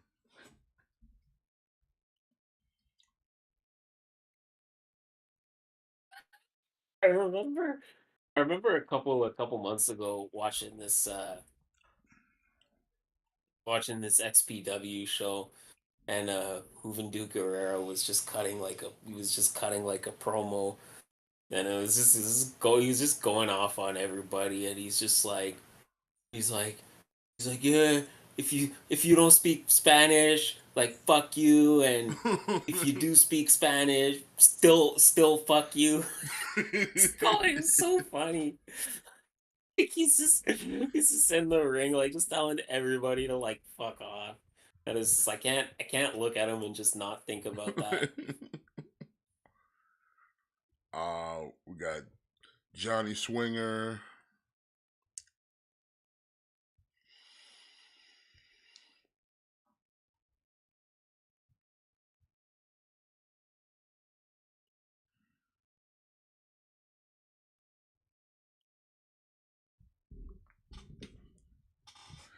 You know what's the weird thing about Johnny Swinger? Like the gimmick that he's rocking is that like this was never your gimmick when you were younger. So like, how did we go from like this kind of like skeezy old time wrestler dude when like that was never your gimmick? Yeah. Like I like when I met when I saw this new version of Swinger, I'm like, why? I'm like, I don't recognize them, dude, because like I gotta go back to old footage of him and Simon Diamond. And I'm like, this is not the same dude. This is not the same Hmm. fucking dude. This is not the Johnny, the one who teamed up with Simon Diamond in ECW. You Yeah. know what I'm saying? Yeah. So it's like I don't understand like this gimmick of like he's like the old time wrestler dude, but it's like, dude, you like Yeah, you were never never you this really was never that in your the first gimmick. place.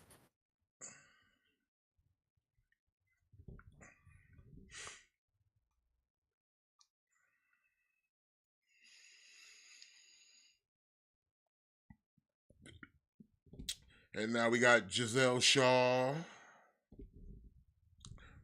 So I guess men Oof. and women can Did it be just men and women can be in the battle royal.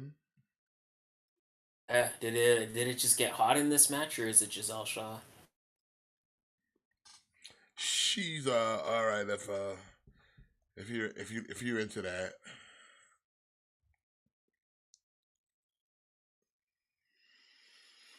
I mean, listen, she got good work done. Okay, so dumps You out know, listen, yeah, like swinger.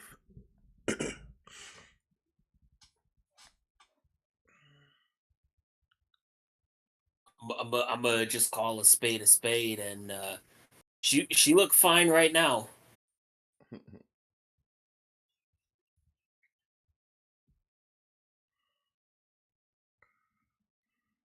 And now Tommy Dreamer's attacking Crazy Steve because Crazy Steve was attacking Johnny Swinger.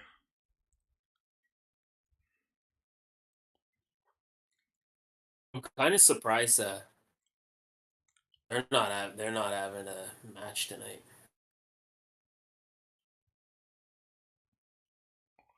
Who's coming out next?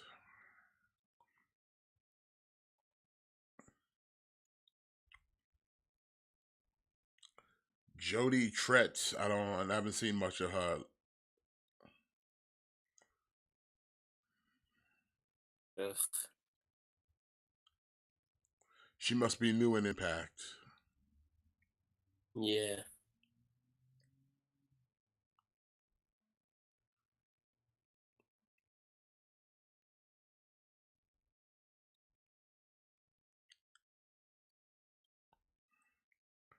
And now we got the AEW tag titles coming up. This is the main event. Hmm.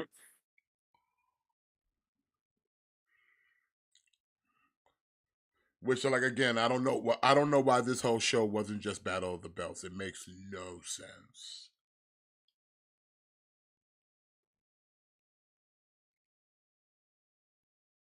Uh, I feel confident that I could take Scott Demore. I think I could take him. Why they got the Ring of Honor World Tag Team titles behind Yuta and they ain't the champions?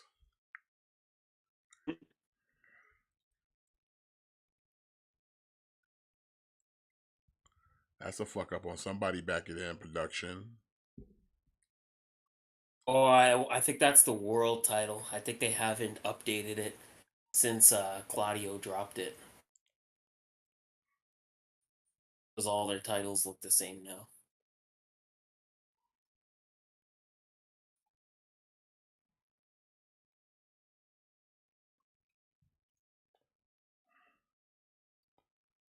Hoovy just got eliminated. Thanks for coming, Hoovy. Uh, Gojira, you already know Ruby Soho's not winning the title. We don't even need to speculate. You already know. When it comes to titles, Ruby Soho stays losing. Sonny Kiss in Impact Wrestling. That's that's what's up, man. I'm down with the Concrete Rose. I like Sunny Kiss. I thought Good Sonny for Kiss them, was man. still in Ring of Honor with the No, Trustbusters. no.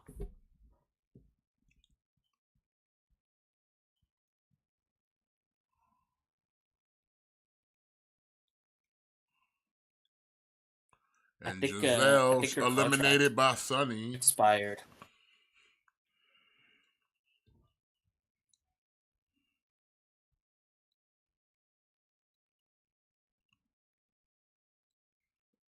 Now we got Bully Ray coming out.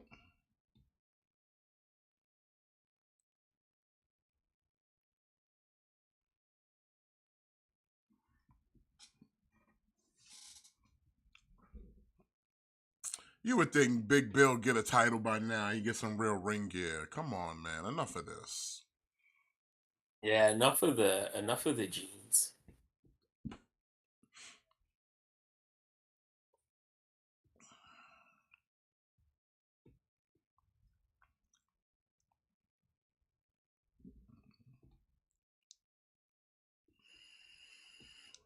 Sonny Kiss ain't trying to get his ass whipped by Bully right now. Motherfucker dancing and shit.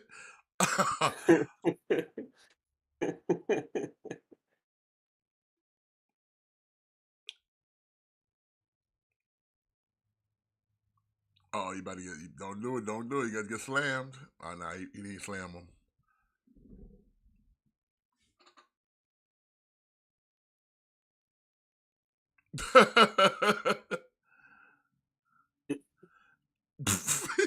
Oh, fuck Matt Cardona.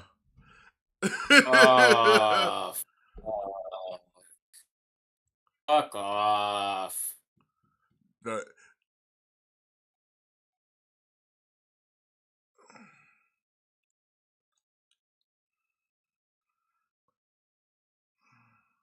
Someone eliminate this fucking fuck dickhead. Matt Cardona. Fuck Matt Cardona.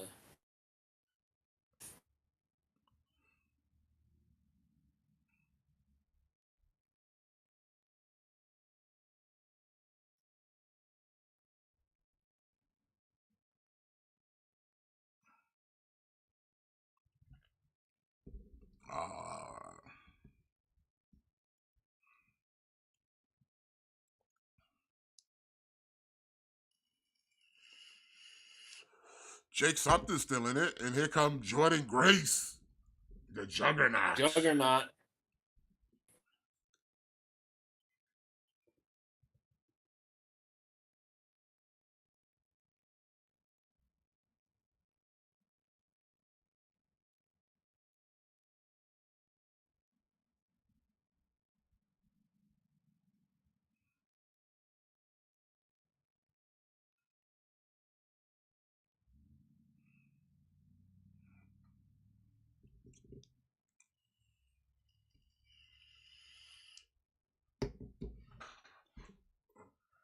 I don't know. I don't know who to pick in this Impact Battle Royal. There's a like the way Impact is so structured. Like anybody here could win. Literally anybody could win. You know who I don't want to win? Fucking Matt Cardona. Fuck Matt Cardona. Eric Young, EY. I don't know. I don't know if I'm digging the Doctor Doom mask. I think you should go back to the other mask. Yeah, I liked you had the hockey one. But we got EY in the house. Fuck Matt Cardona. All right, well, where's Brian base. Myers? He'll be out. Don't worry, he'll be out. To join his major brother. Ooh, nice fucking pile driver. Based off the who's in the ring, I'm gonna pick EY. I'm gonna pick Eric Young. You going with EY? Yeah, I'm gonna take Eric Young. And EY just eliminates the hobo, Eddie Kingston. There you go. Eddie Edwards not going to be a 2-time winner, that's for sure. Fuck the hobo. This year. Who's coming out next? Oh, yeah! The local hero. Oh. Yeah, baby. Let's go local hero, Joe Hendry. I'll take Matt Cardona over Joe Hendry. Say it. I believe in Joe Hendry. I believe in Joe Hendry.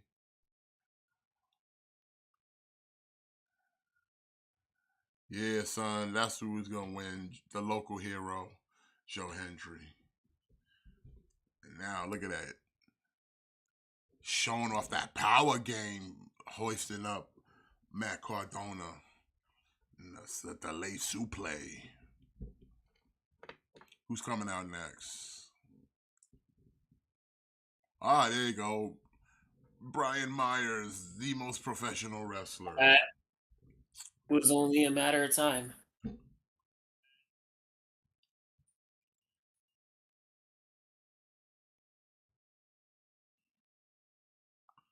No, Joe Hendry eliminated.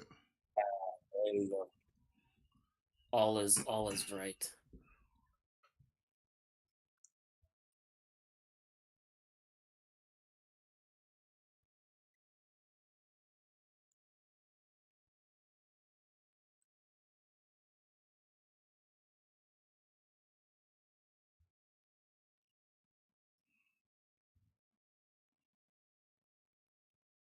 Oh, see ya, Sonny. Sonny got yeeted by the major players. Thanks for coming, Sonny.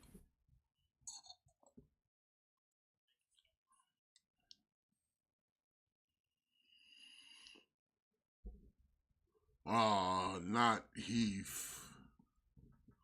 Oof. Well, he looks like he's getting in a better shape than the last I seen him. His ring gear still sucks, though. Yeah.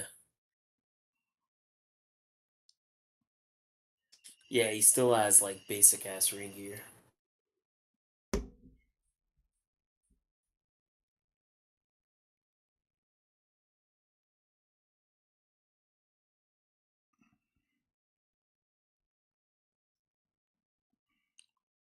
While we over here using the zigzag. And get yeeted by Myers. Look at that shit.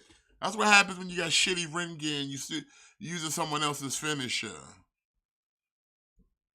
Using the zigzag. And now we got Kazarian. Look at that. He did all that just to get yeeted out the ring quickly. Look at that bomb. It's bomb. Yeah.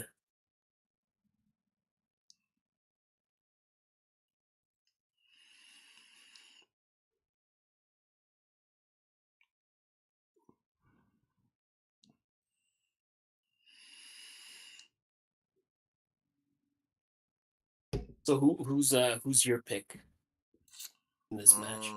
Like just based off who's in the ring right now. It's really hard to tell, to be honest. Yeah. I'm gonna say Jordan Grace. Okay, yeah, that's a good pick. Who's coming out next? Oh, it's the other hobo, Rich Swann. Hobo Heroes.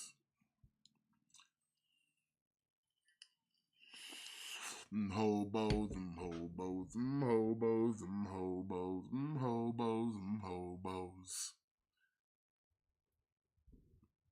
Look, I'm gonna be a hobo. I'm gonna be a hobo.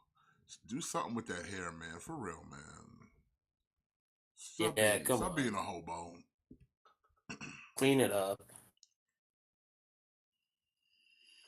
Like, get real dreads or no dreads at all, man. Oh, shit. Yeah, the octopus. yeah, exactly. Jonathan Gresham. Ooh. My pick might have just changed. He's going to team up with the Juggernaut and start scooping motherfuckers. Hit him with the ultimate scoop. Yeah, that's right. Yeah.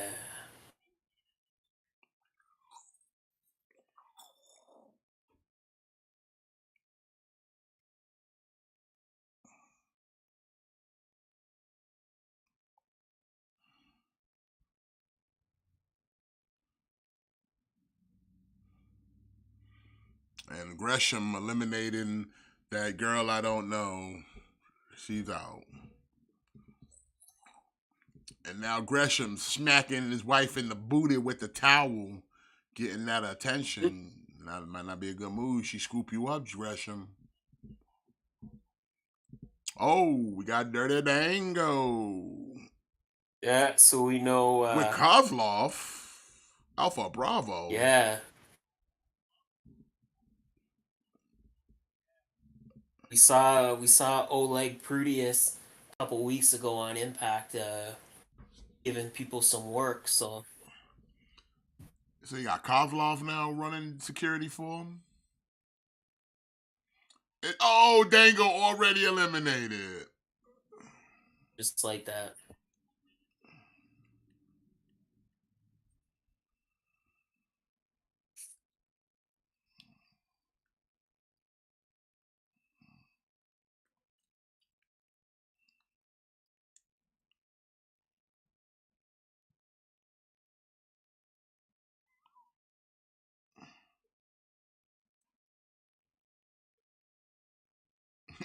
Bully said he don't want none of that.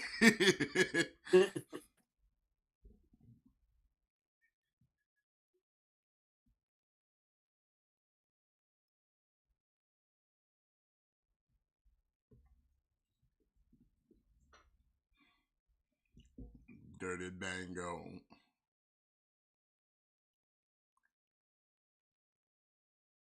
All right, so now that we've kind of seen all the picks, I'm saying The major players just dumping the bodies. I'm saying Jonathan Gresham.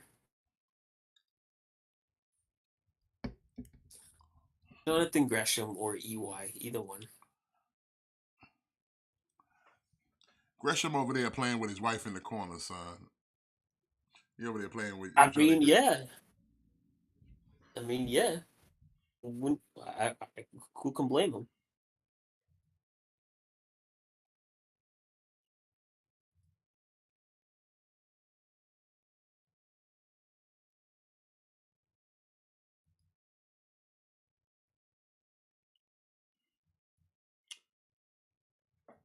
Tag champs.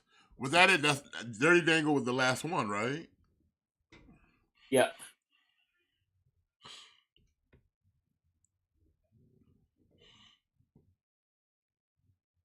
Claudio trying to go for the big swing on Ricky, but Ricky said, "Nah, man, you're not gonna get me on the swing, man." You think new tag team champions? But Hobo Swan has been eliminated.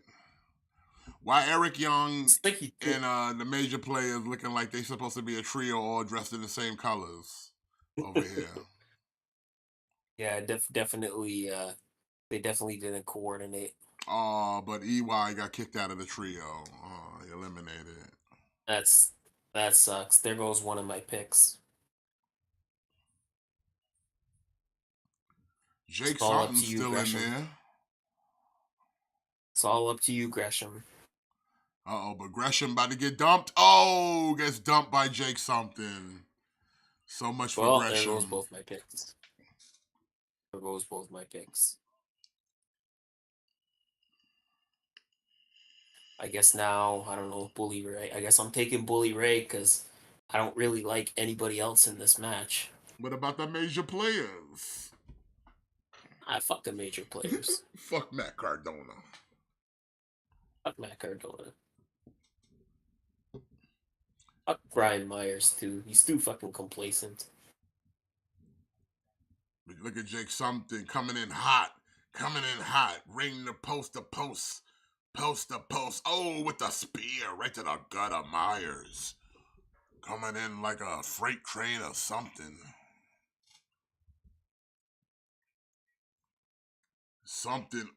With the big deep six.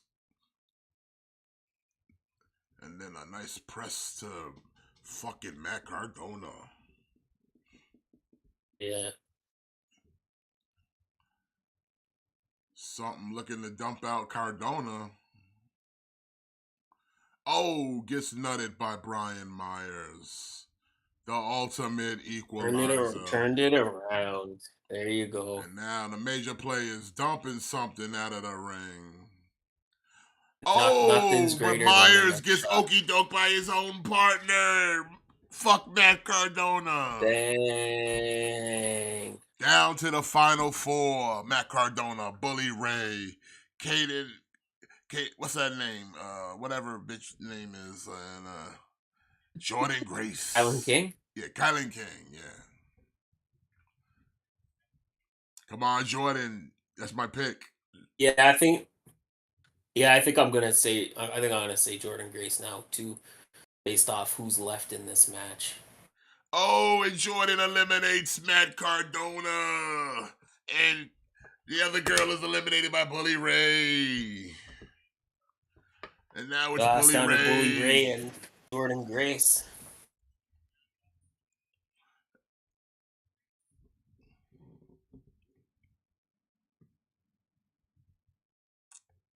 And now the match is down to pinfall or submission.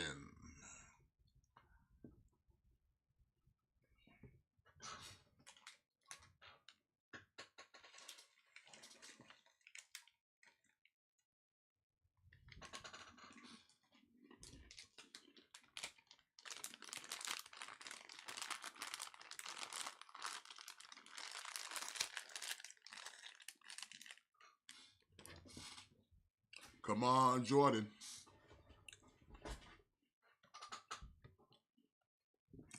Oh.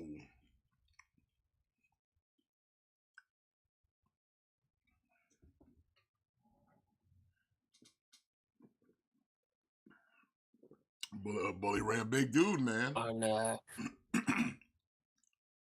we still got this tag team title match still going on Collision. I don't know where Yuta is, but it seems like Claudio's out here by himself. And Bully going off a breath rope with that senton, but nobody home. The most dangerous rope. And now Grace trying to mount a bit of an offense. Ooh, a couple backhands. A third one. But Bully just way too strong. Yeah, it's funny. She does look small compared to Bully.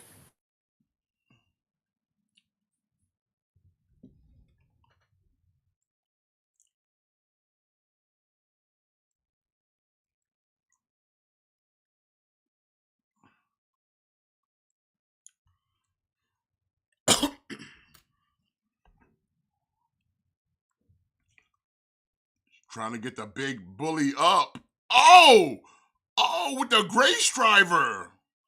Enjoy the Grace There with you the go. win. Hell yeah, let's go.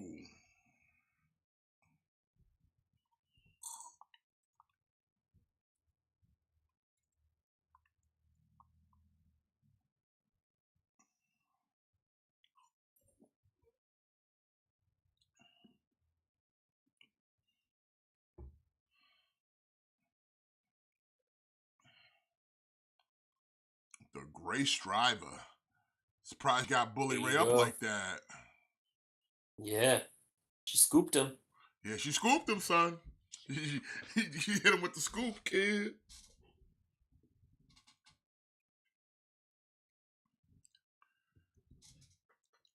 You get scooped up, son. That's what happens.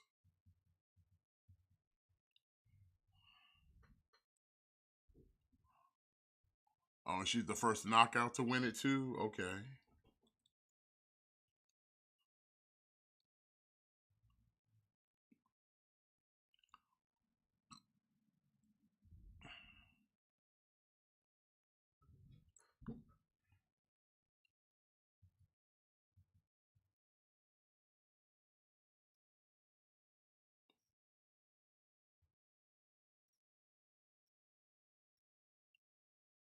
Okay, that was fun. See what happens. See what happens with Jordan Grace. Well, she's From calling here. the shot at Hard to Kill.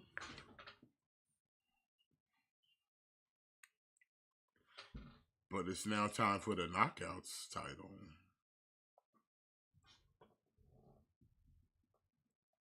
Trinity versus Mega James. Hardcore Country. Look at, give me a second.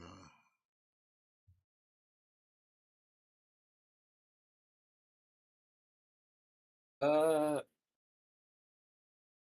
Ladies and gentlemen, we're going to take a quick bathroom intermission while the match is in mid, but we'll be back in a few minutes. Yeah.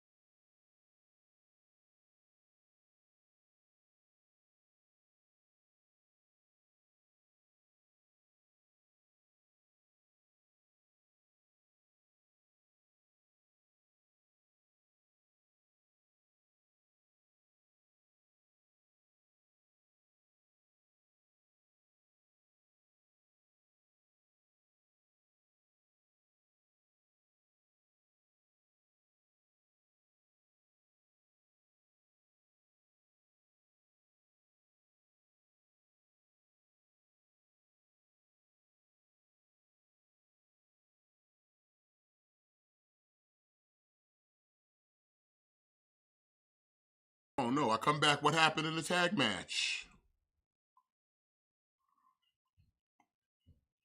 Huh? What happened in the tag match? House of Black fucked shit up? Yeah, I think so.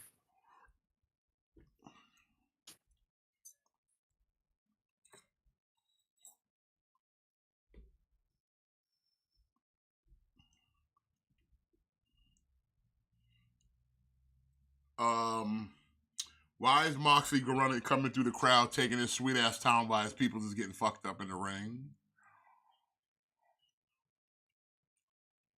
There's no easy answer. And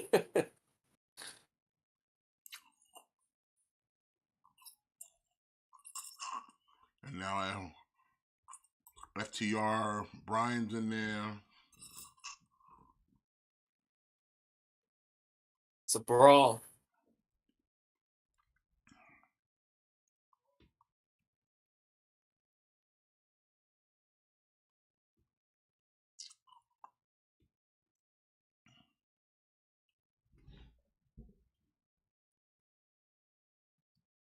I really do not like Trinity at all.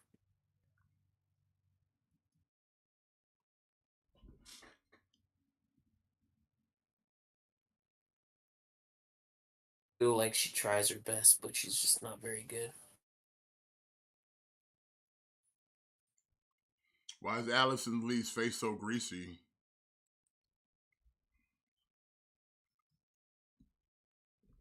Why is the Impact You know? referee face so glossy?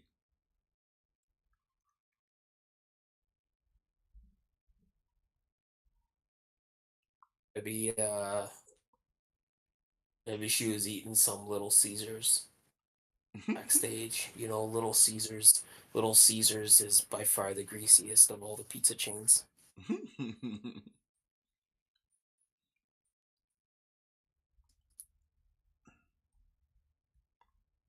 You know, you get that crazy bread, son. You get that crazy bread. That grease gonna be like dripping So tag right titles off did your not hands when change you're done. hands, and now we're about to have a battle of the belts where the titles don't change hands. Yeah, we're Battle of the Belts where we definitely know titles are not changing hands. You know what? I could see Mickey James taking the title off of Trinity here tonight. Yeah, I could too. Could too. And they still over here beating up on fucking Ricky Starks over here. He about to get swung on. He about to catch a swing. Uh, And Dax is doing jumping jacks with him. Okay. it's because you gotta get that deep dish, son. You gotta get that deep dish. Like, yeah, you can't get the regular like Little Caesars pizza. Like, you gotta get the deep dish, like deep dish, like stuffed crust.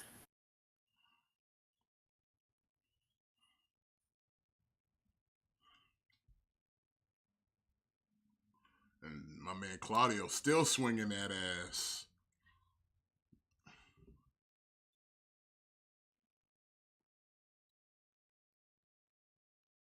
Bro, he is swinging him into the next episode, into the next programming. Yeah. He stopped.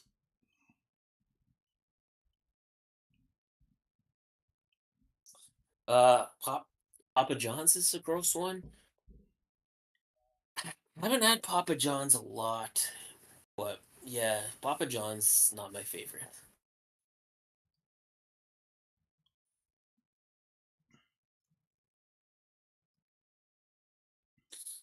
The papadillas are pretty good. I do like their I papadillas. have not had a papadilla. It's not bad. It's like a calzone, but it's just more like it's like kind of like a calzone and a taco like mixed together. Gojira Papa John's makes you sick. Yeah, you gotta avoid Papa John's, and you don't want to be getting sick. All right, so what's the first match on this battle of the no belts getting lost? Well, Yeah. I see everybody's still in the ring though. Everybody's still in the ring.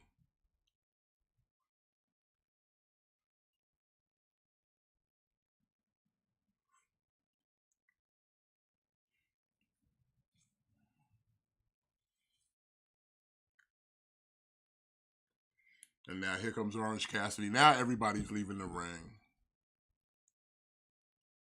Yeah.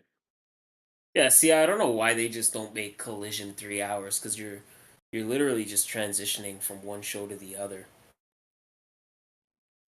Like the boat hasn't even changed. The boat didn't even change. Yeah, that's what I'm saying. Like I'm still on the same boat. It just flows from one show to the other.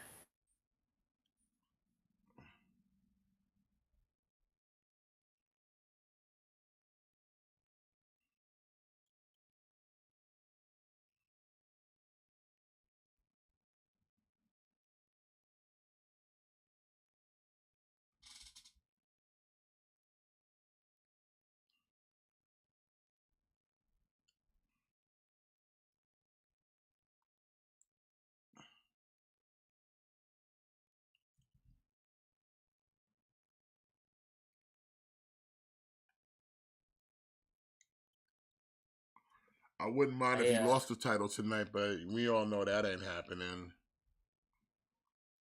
Oh, especially not considering who his opponent is. I say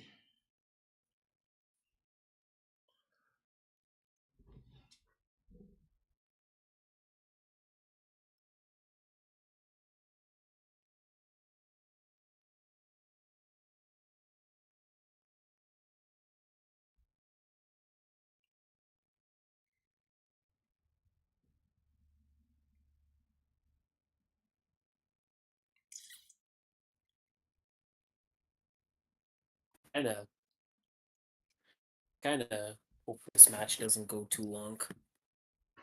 it probably won't. The show's only an hour. Like, what's the other matches?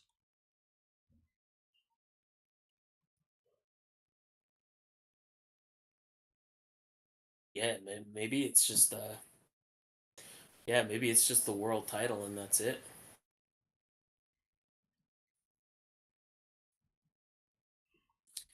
Because we've had the Osprey Mike Bailey match, we've had the Monsters Ball match, we've That had yeah, the I think Gauntlet.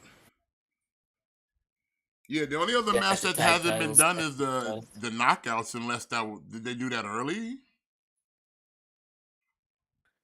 Oh yeah, the Knockouts tag titles. Yeah, you're right. You're right.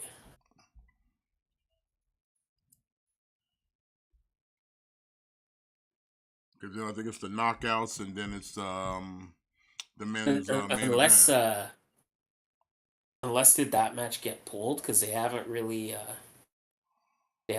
talked about it all night.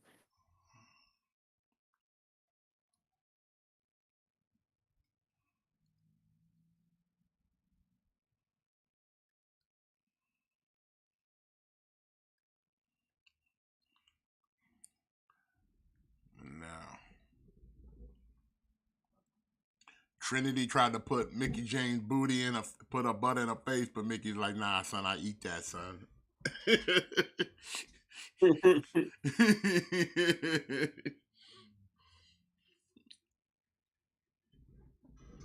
She said, "Nah, son, I nasty." Senton off the top, cover reversed.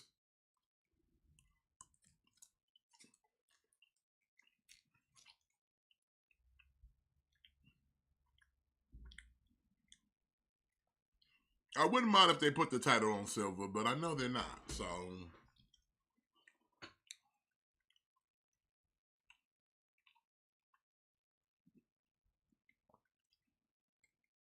Yeah, again, me too. Like I'd be okay with it just for the simple fact of kind of seeing somebody new get a championship, but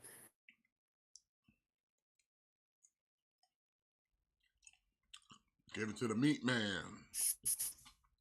it's just that the fact that this match is on Battle of the Belts, we already know what happens on Battle of the Belts. Mm-hmm. Like this is the eighth edition of Battle of the Belts, and in 7 episodes, we have yet to see one title change. So why would I expect to see a title change now? Yeah. Why would they change now? Yeah.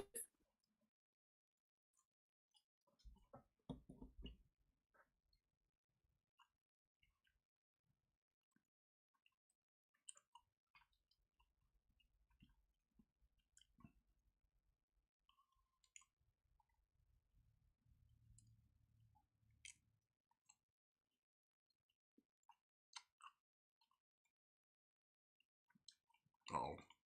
Ooh. Dang. Series of pin attempts by Trinity, but Mickey James kicks out.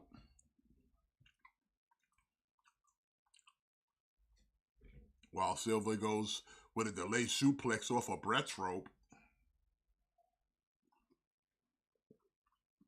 And a tornado DDT by Mickey James.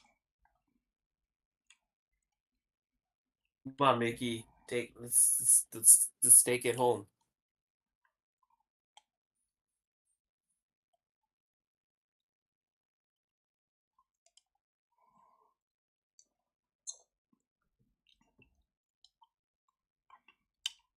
Mickey James like, come on, I'm trying to go back to the Women's Royal Rumble again with the Knockouts title. Yeah. Yeah.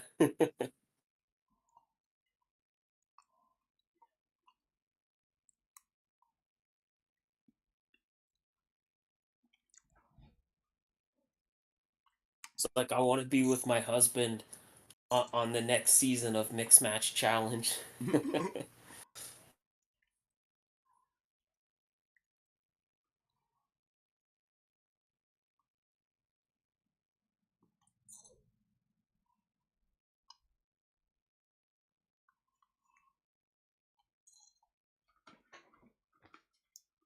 Oh,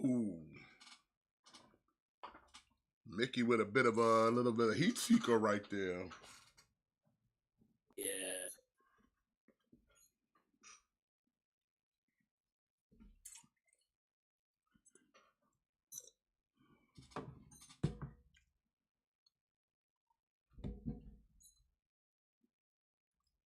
And we getting picture in picture over Come on, here. Mickey.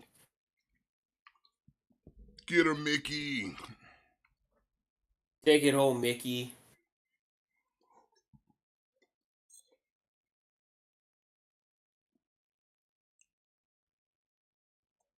Oh.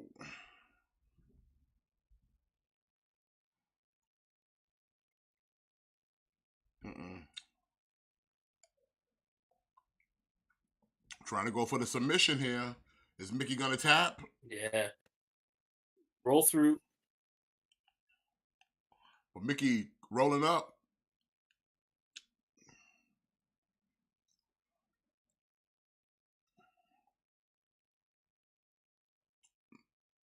Oh, Mickey had to tap out.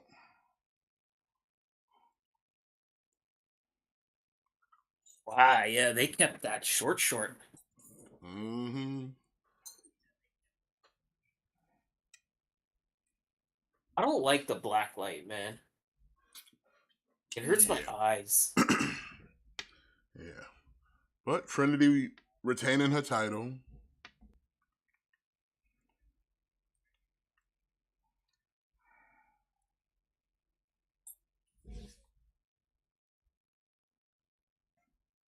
Good for Trinity, though, you know?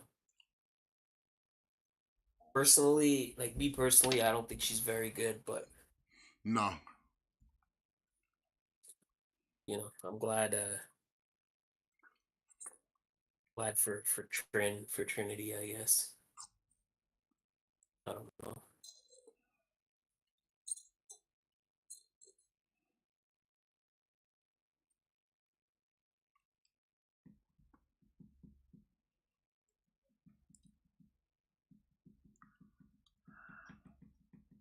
So that means Mickey James is retired now, right? I guess maybe. Wasn't that because didn't she say like if she loses, she's gonna retire? Yeah, but that was that other arc. This is a different arc, I guess. Gotcha. Okay. I like that you used the word arc.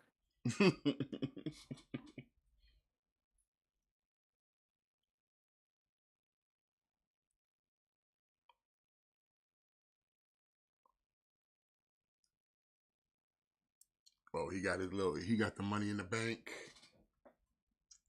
Reminding us that he's got that feast or fired briefcase.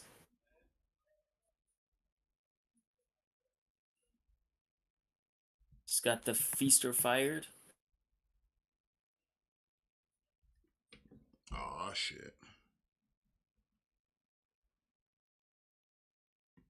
Come on, Silver.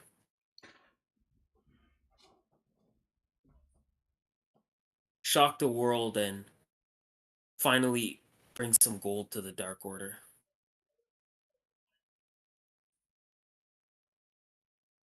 Oh, it looks. I guess the knockouts got bumped Yeah. because it's time for the main event. Knockouts tag titles got bumped.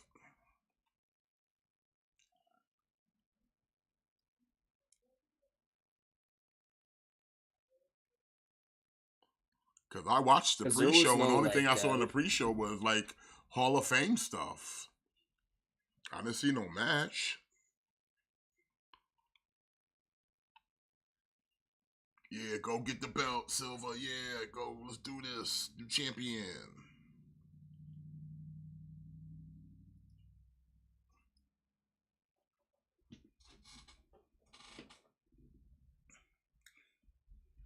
So you think Alexander's getting the title back? Yeah, probably.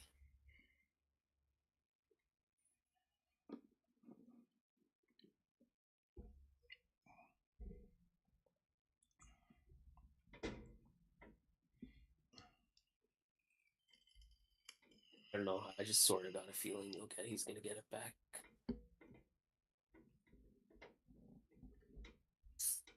But maybe not. Like I've been wrong when it comes to Alex Shelley before. Like I was kind of I was super confident that he was gonna drop the title to Nick Aldis, and then he didn't. So Yep.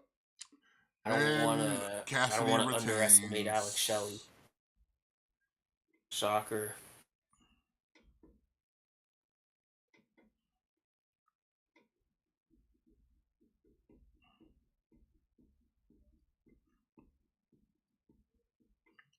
Oh, buddy. What a shocker. He defended his title at Battle of the Belts. I am shocked. I can't believe what I just saw, Matt. Stunned. Stunned. I could have never called that. I will remember this for generations. The champion retained at Battle of the Belts? That's unprecedented. Never seen before.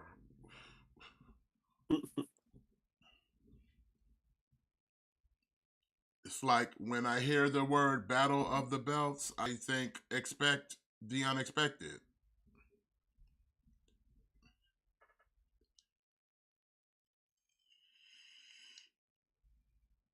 Now we're looking at Andrade El Igolo. And CJ.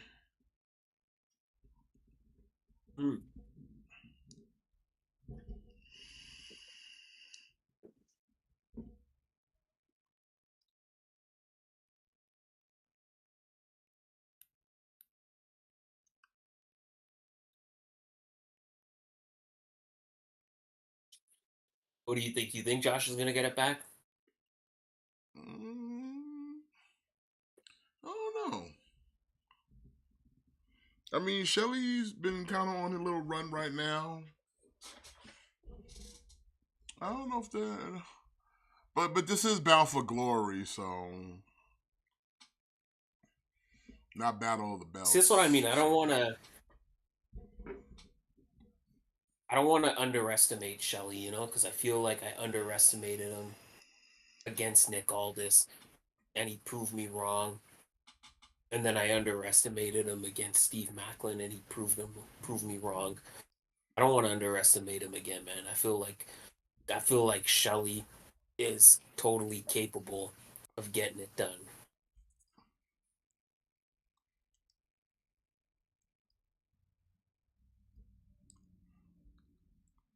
Is Tony Nese going for Samoa Joe right now? Talking about the television title? Because I know he ain't talking about Moist. Because Tony Nese ain't stupid. He ain't suicidal.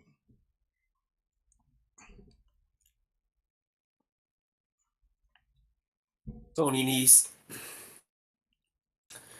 It's Battle of the Belts, man. You don't want to... Tonight's not the night to call your shot.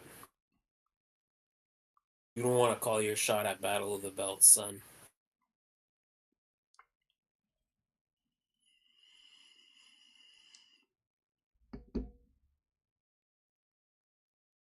On any regular day, you have a 0% chance at winning against Samoa Joe. But on Battle of the Belts, where titles can never change hands, You have a unwritten rule. 0.0% chance of winning.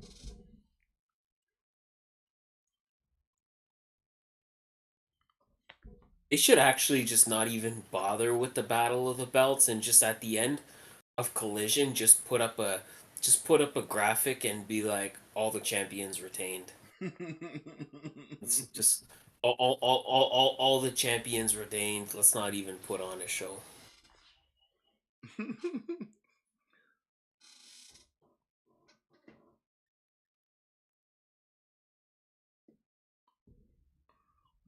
Tony Nese. Tony Nese already about to get that ass whooped. And he's picked up a big win against Ethan Page on Ring of Honor, but yeah, I don't know, man. If there was ever a show to call your shot, Battle of the Belts is not it.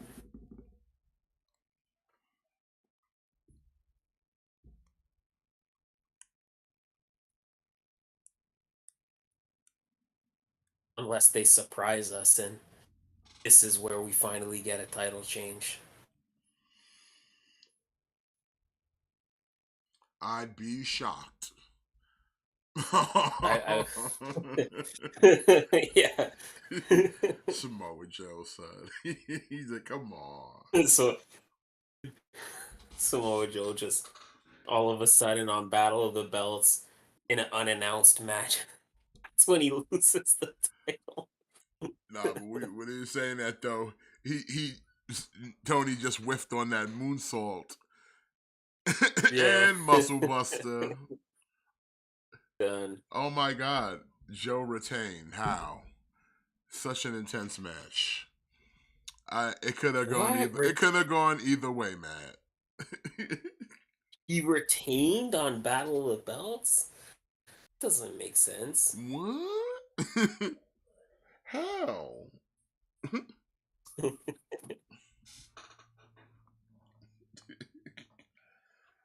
Battle of the Belts. No one loses their belts at Battle of the Belts. No one loses their belts at Battle of the Belts. The show is counterintuitive. I don't know what to do with it, but no one loses their belts at Battle of the Belts. feels like feels like every match on this card is like a moist critical match because the champion's not losing. And not losing. And not losing at all.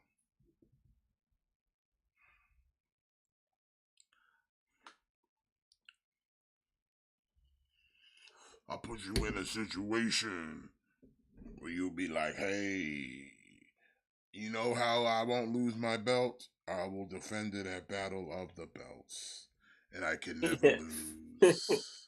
I only defend my belt at Battle of the Belts. That way I'm guaranteed to never, ever lose. That's what makes it so good.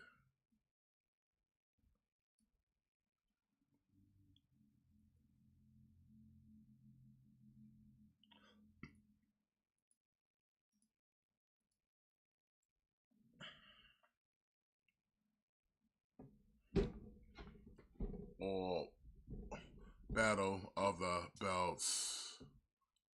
Battle of the Belts. No one ever lose. See, I wouldn't mind Willow Nightingale taking that TBS title, but just know it's not going to happen.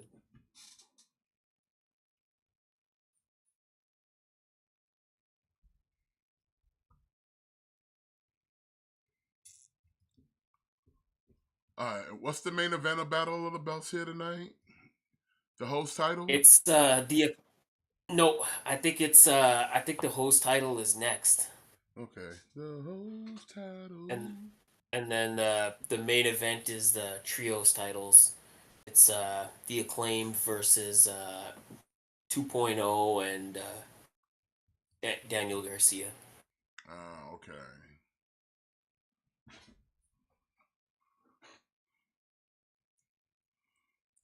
The host title. So yeah, I don't think either one of those titles is changing hands.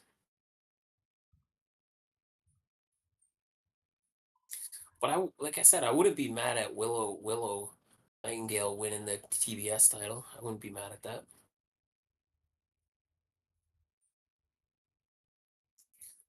I like Willow.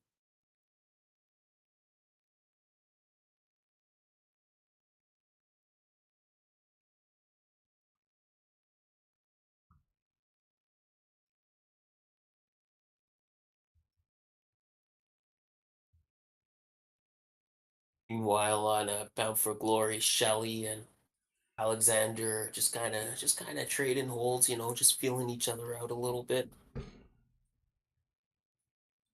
Yeah.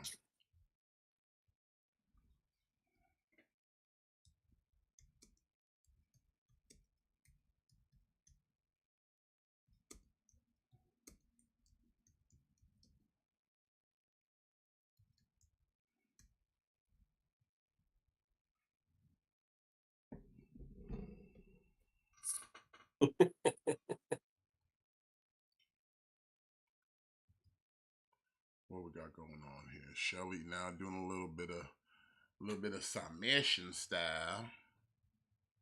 Yeah, it's early on in the match, going hold for hold. Alex Shelley having a lot of communication with the referee. A lot of chitter chatter.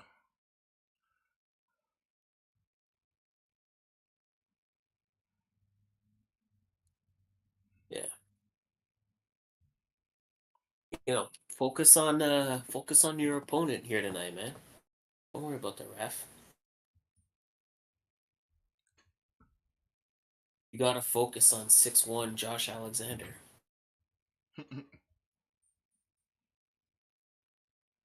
Gotta focus on your sexy.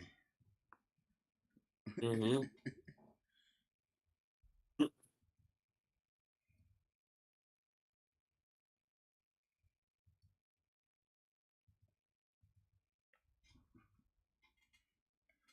But yeah, maybe what happened? Did that battle royal go too long, or what happened?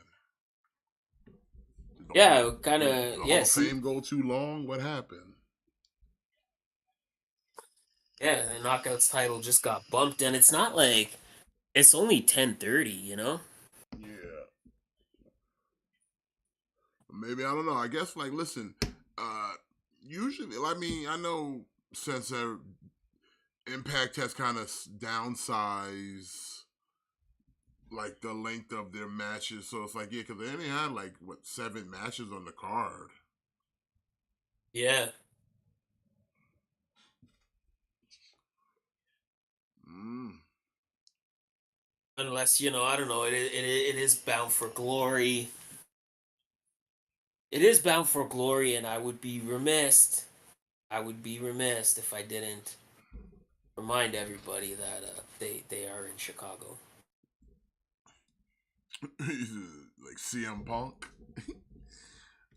Yeah. I'm not saying it's gonna happen, but I'm just saying like stranger things have happened. Nah, the biggest surprise you got tonight was Hoovin Tooth.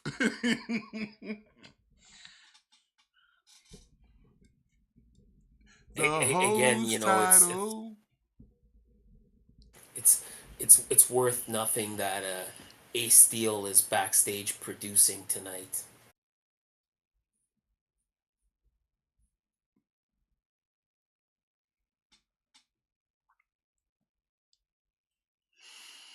And Impact has been very adamant about wanting to sign CM Punk. So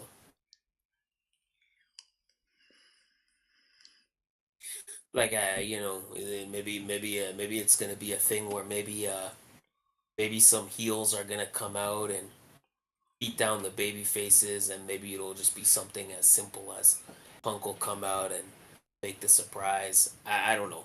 I don't know. Hmm. That would be something. Or So, like can Willow Nightingale take the host title from Chris Statlander here at Battle of the Belts.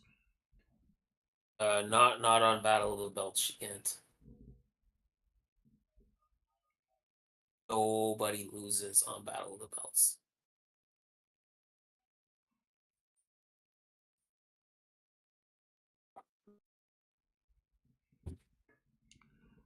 Willow can do it. She can do it. Wouldn't mind if she did, though. You know. Especially at Battle of the Belts. Yeah. The host title. Willow wants to win, be number one at Battle of the Belts. Host title.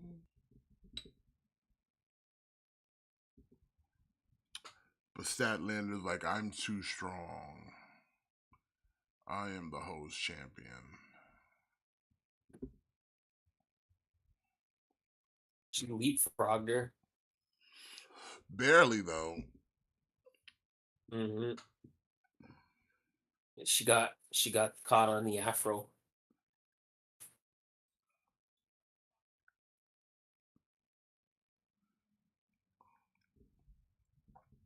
And Shelly getting worked on. Or working on Yeah. Alexander. Yeah, you know, he knows what he's gonna do. Like he knows he's not, he knows he's not gonna outpower Josh Alexander tonight, you know, so his best bet is probably gonna be to pick a body part and pick a body part and stick to it. Because he's not gonna outpower this man, that's for sure. You know, and if you take out that arm, neutralize that C4 spike, neutralize that ankle lock.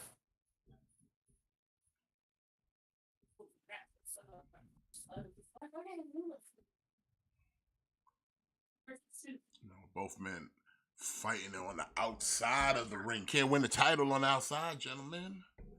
Now, I hate that spot. I hate that spot when they go for the chop and then they duck and then they chop the post. yeah. It just seems like it seems like you're taking a big chance for injury for no reward, you know? Yeah. Like you're full on hitting a steel post. You know, you're potentially chancing a broken hand for little to no damage. Like doing the chop to somebody leaning against the post versus leaning against the turnbuckle, it doesn't make a difference, you know. Yeah. You just take an elevated risk if you miss.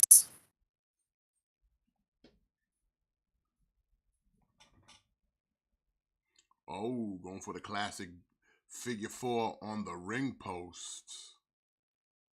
I love to see it. It's a Canadian staple. Mm-hmm.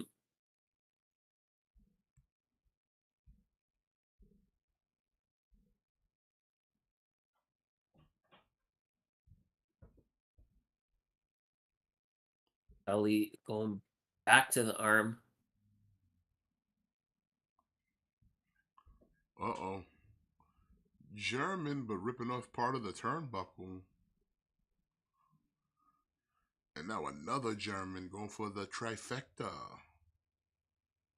It's the third year in a row Josh has been in the main event for the Impact title. Well, the first one was what? Last year- Christian and then Moose, right? Yeah. It was Christian, and then Eddie. Last year was him and Eddie Edwards, and then now it's him and Shelly. Okay. Was it the Hobo Eddie? Yeah. So when he beat Christian Cage for the title, I know like Moose cashed in his call your shot gauntlet and then kind of beat him in like 5 seconds, and then I think eventually, I think Josh eventually beat Moose at Slammiversary, if I'm not mistaken, to get the title back, and then that was kind of it for them. Okay.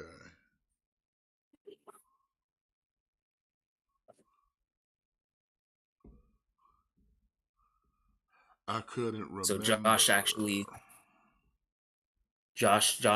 looking for his third world championship tonight, his third Impact championship. D'Lo Brown. What about D'Lo Brown? Oh, the question Gojiro was asking in the chat. I can't see the chat. Oh, What was the question? Asking more main event potential, Ahmed Johnson or D'Lo Brown? Ahmed Johnson. Nah. Ahmed couldn't talk. And he was limited. D'Lo Brown. He was limited in skills in the ring. D'Lo at least But- had skills and was decent on the mic. Agreed. But Ahmed Johnson looked more like a main eventer. Yeah, but that Like shit. D'Lo, He looked like a main eventer, but it wasn't like he couldn't keep it. Like this, the first year, yeah, he was looking like a monster. But then as time went on, he just kind of looked like a person that was about to bust out of his ring gear. yeah. And then by the time he got to WCW, he just looked like a bloated fucking mess. Yeah. D'Lo at least kept it to some shape until he got like older, but was consistent in the ring for a good couple years. Like D'Lo by far the better worker, but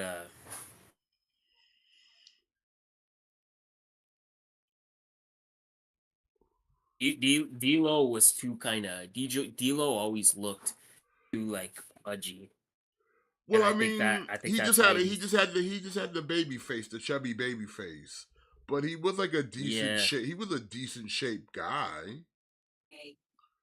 Yeah, I just like in my mind, like Vince looks at a guy like D'Lo, doesn't see main eventer. He looks at a guy like Ahmed Johnson, and instantly sees like, yep, that's the face of the company right there. Look at that striatia, that's the face. Like if I'm putting my head back in that era, like if I'm Vince McMahon and I'm looking at D'Lo and I'm looking at Ahmed, like we know Vince doesn't give two shits about wrestling ability. At the end of the day, he only cares about how beefy do you look. But I do agree that yeah, by far D'Lo the better worker by far. Yeah, for sure. D'Lo's like another. He's like X-Pac, where like maybe doesn't get enough credit for how good he actually is. You know. Yeah, for sure. All right, what's Statlander do? She about to go up to the high rent district.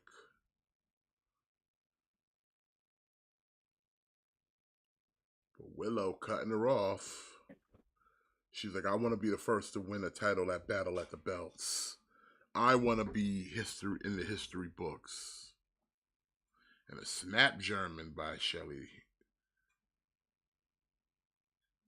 Oh, Willow got on the shoulders off of Brett's rope. Oh, with a nice Death Valley driver. The most dangerous rope. Mm-hmm. The deadliest. Yeah, the deadliest rope. Come on, Willow. You got this. This is your night. This is your night. I believe in you. Get that hose title. Get that hose title.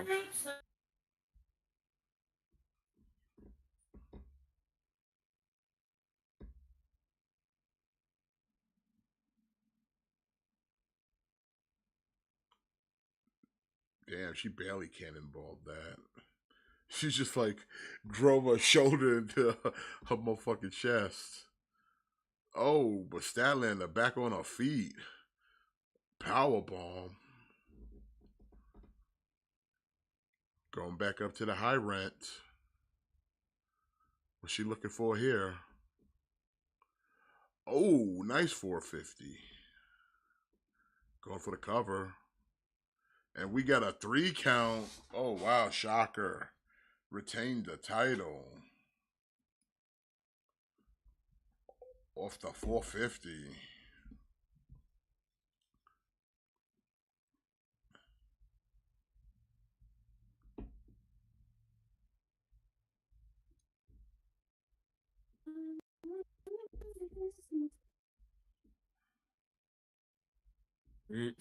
Something's about to go down. Okay. The host title.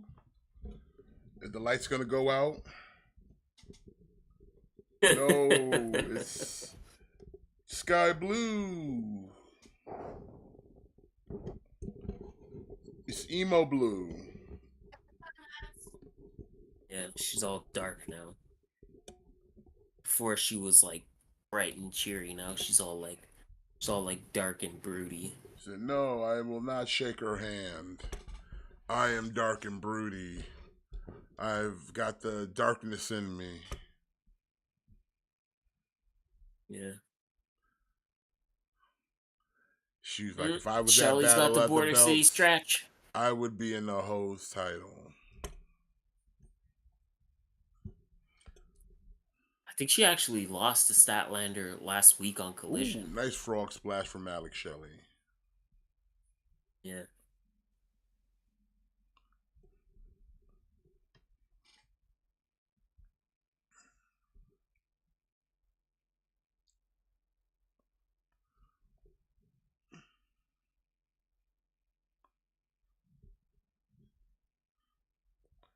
We're going to get new trio champions. We're about to No, find definitely out. not.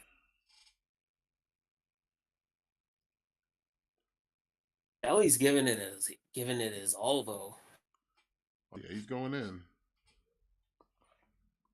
But now He's getting him some. Shelley got the ankle locked in with the grapevine. But Alex fighting his way out.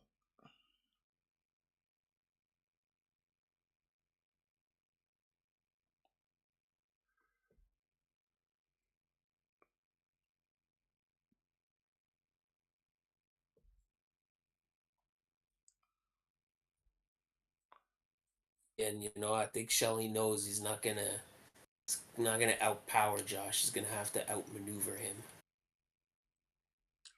Gotta be technical with it. Yeah, yeah.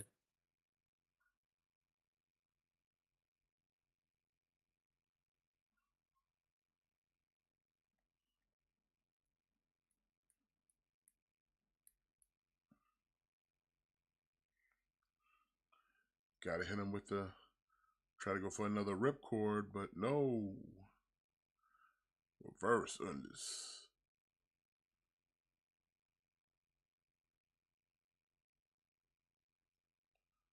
That's a C4. C4? Oh,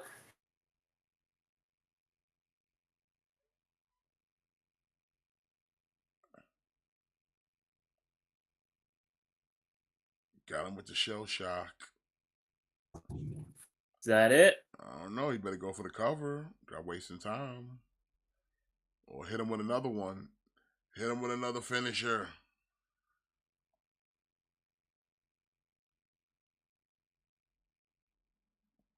Hit him with another one. Yeah. And a second one. Goes for the cover. That's it. That's And it. Shelley retains. Clean, There you baby. go. That's what I'm talking about. Okay. You see what I'm saying? Like you can't like I've been not giving Shelly enough credit, man. Every time you think he's gonna lose, he pulls out a win. Beats Josh Alexander tonight, retains the Impact title. Good for Shelly, man. Good for Shelly.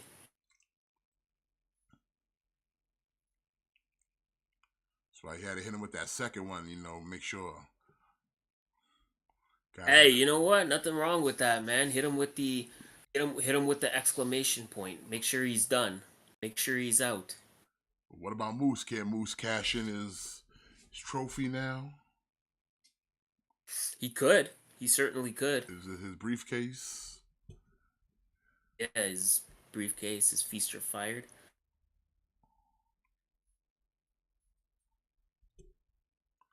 His feaster fired.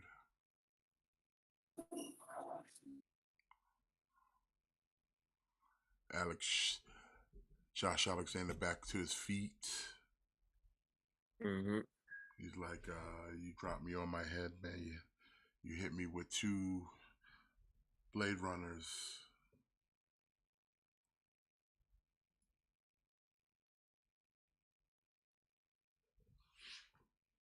He's like, shake my hand. Said, man. Good for Shelly.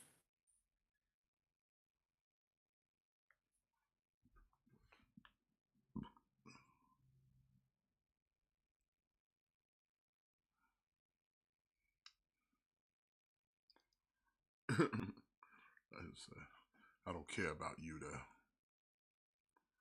Oh. You gonna go heel? Okada on Dynamite. Let's go. Let's go.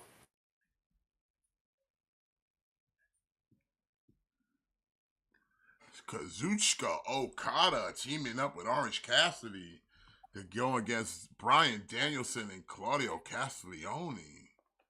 What? Yeah, let's fucking go.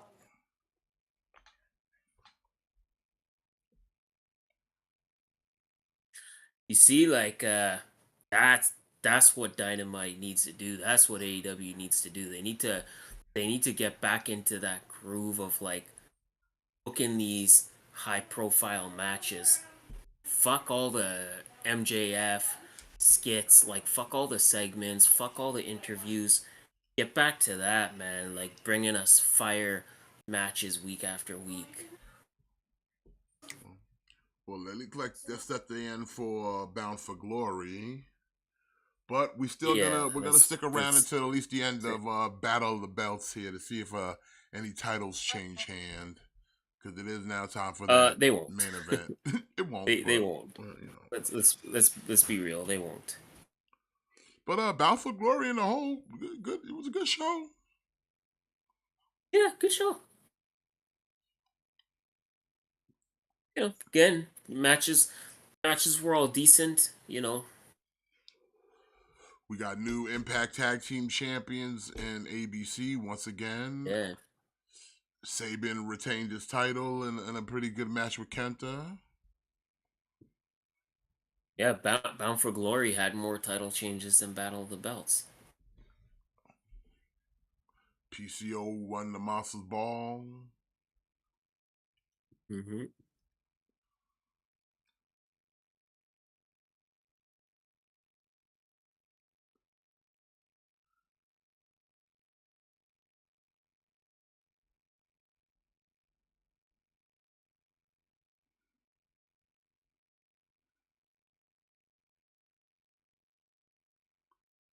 Now we got the 6-man titles up for grabs.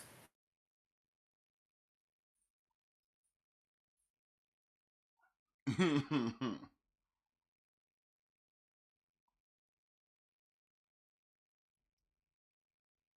the show itself was pretty decent.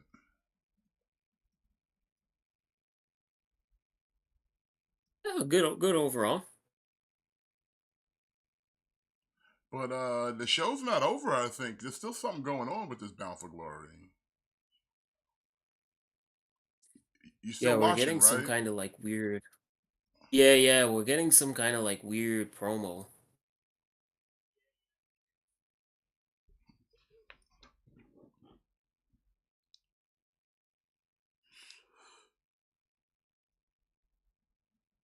I don't know. I don't know what this Were we is. changing back 6-sided rings? six-sided ring, or is Impact?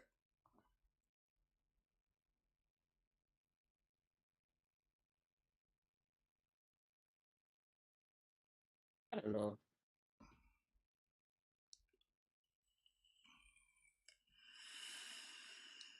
This is weird.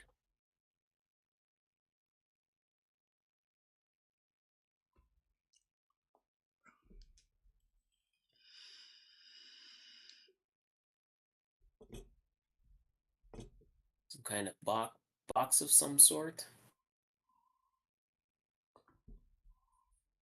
I don't know.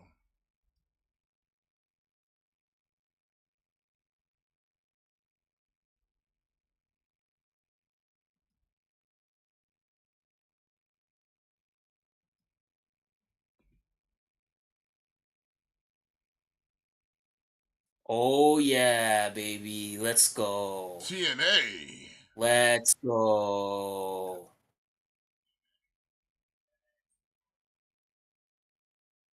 Let's fucking go. What are we going? Are we going back to being TNA? Going back to being TNA. Yeah. That's what's TNA. yeah. That's what I'm talking about.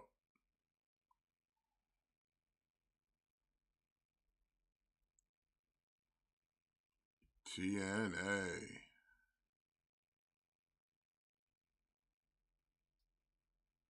So we bringing back the TNA title then? Let's do it all, man. Let's bring the TNA belts back. Let's bring the six-sided ring back.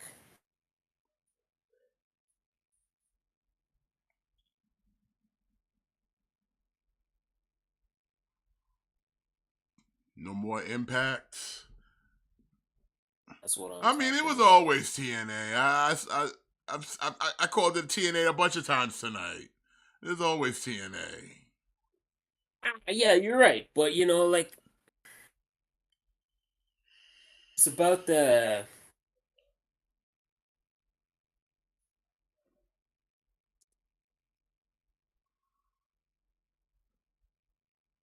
it's like Oh, it's about the atmosphere, yeah. Well, good for TNA Wrestling getting their name back. Yeah, good for them, yeah. Because Impact Wrestling never set right with me anyway. No. No. Like TNA was just always what it was, and yeah, I'm happy for them, man. Good for TNA. Can we get the old tag titles back and the old all the classic titles? Or are they gonna get some new titles to Yeah, say TNA? yeah, man. Let's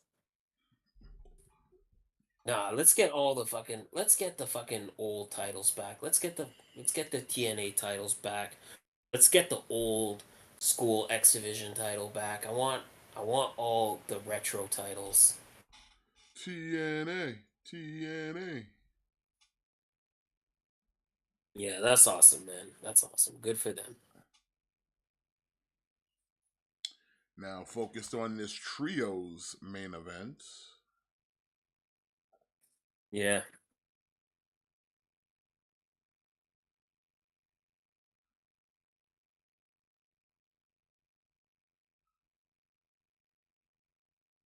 Yeah, this trios title match still underway. Yep. Yeah, the trios in collision.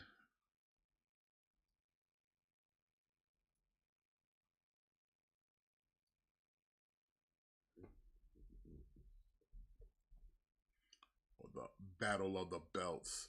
Like I said, you might as well just say collision. It was just collision, 3 hour long collision. Yeah, yeah. It was sort of like remember on Raw when they would have the cruiserweights and they would change all the ring ropes to purple and they would change everything to purple. Then after the cruiserweight match, we'd go back to commercial. We'd go to commercial, and then we'd come back from commercial, and everything would be red again. Yeah. Yeah, like you're just painting it a little bit different, but it's just collision. Like we we basically flowed from one show to the next. It's just the graphics of the show look different. That's all it is. Not fooling no one over here, bro. Yeah. But that's okay.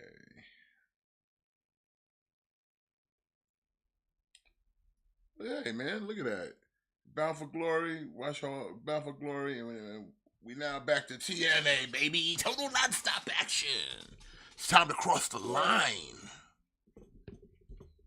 Cross the line, baby. I'll be doing what I'll be doing. I'll be doing my thing. Everybody doing what everybody doing. Everybody doing their thing. You know what? You know what I say to TNA since they are here back in the business? I tell them, Keep it up, I'm a nigga. yeah, man, keep it up. You're doing good. You're doing good things. Doing good things.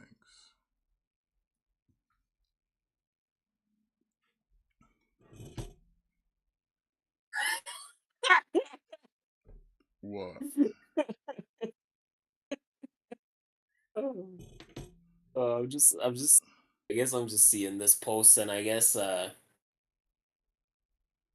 all the prices of Toy Biz Giant Man are just shooting up on eBay again. It's like everybody was selling them for like cheap because they wanted to get rid of them before the HasLab one, but now that it's like very likely the HasLab is not gonna happen, it's like everybody's bumping it up again. Like everybody's selling their Toy Biz Giant Man for over 200 now.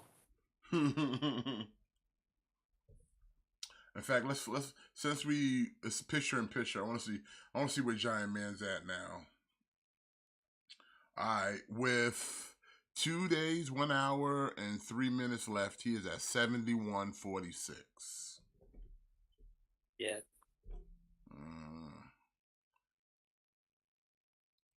I don't know.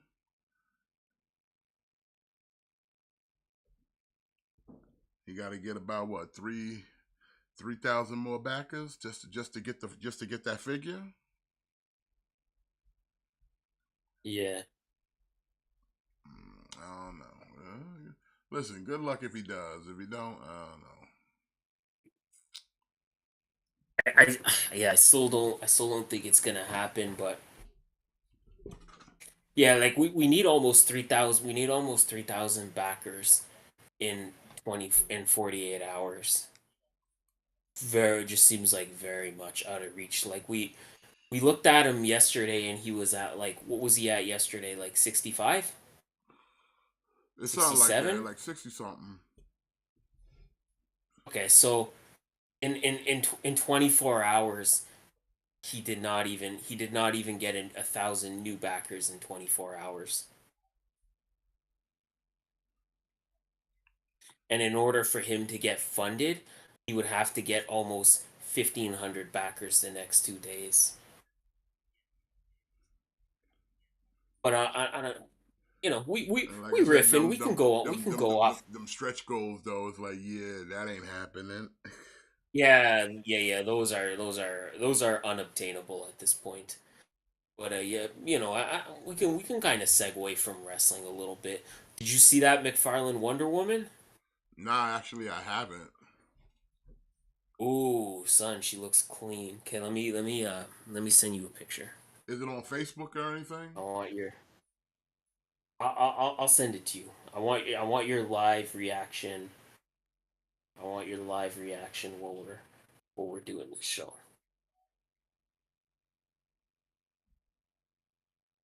So let me see if I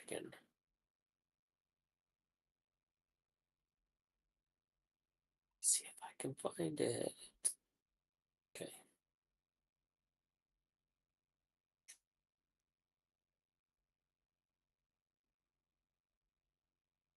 And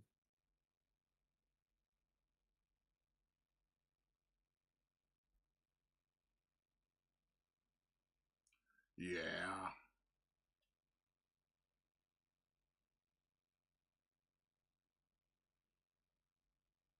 Here we go.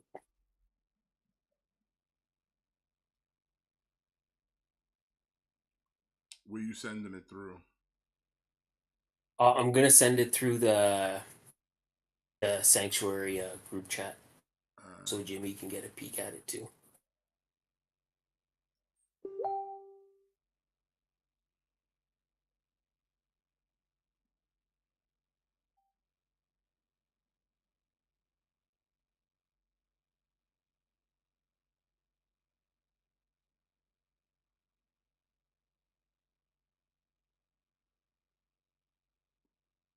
Okay, that's a good looking. Yeah, that's a decent Wonder Woman right there. Yeah, yeah. They probably saw that Marvel Legends. It's like, fuck, gotta do something. Yeah. I have yeah, like I have the DC Universe Classics Wonder Woman, but yeah, this one looks that figure, the DCUC one is not very good. This figure looks exceptional. So yeah, I'm gonna go in on that Wonder Woman. The only thing not crazy about the knees, but I kind of understand, right? Like how could he have done them any better? And like I'm glad that it's like a classic Wonder Woman. Like it's not none of this like modern shit, like where she's got the armor. Like it's a classic Wonder Woman in the bathing suit. I don't care if people think that design is outdated. I don't care if people think it's misogynistic if you like that design. I don't care if it's not practical. To me, the bathing suit, that's Wonder Woman. Like that's classic Wonder Woman. Yeah. Oh no, shocker! The It's acclaim retained. yeah, big surprise they retain on Battle of the Belts. But yeah, Yeah. like it's fine if you want to like modernize Wonder Woman and give her the armor and that's the direction you want to go with now, that's fine. But to me, like that's classic Wonder Woman. Yeah. But with that, we're gonna wrap it up here, ladies and gentlemen.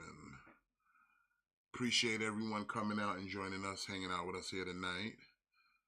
Like, smash that like for yourself for being an awesome chat as always, and subscribe if you're not already, and tell a friend to tell a friend.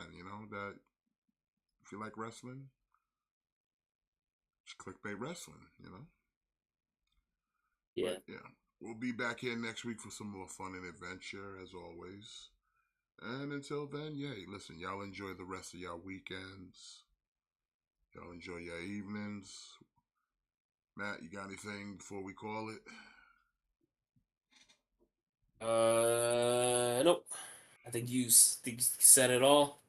All right. Make Well, sure you make sure you go watch Spaghetti and Friends every Friday night. We just gave you a little tease of like the toy talk, but you gotta join the sanctuary and you gotta tune into Spaghetti and Friends and get that full toy talk. And sometimes we talk about wrestling there too. I can't stress that enough. So, if you are a fan of us talking about wrestling, if you don't watch the toy show, you're actually missing us talking about wrestling sometimes. So, yeah, you gotta be hooked up to both outlets because yeah, you you got might, it. you might You miss got it. you might miss some gems. But like I said, y'all have a good night. We'll see y'all next week, and make sure you always kick out. Thick boys out.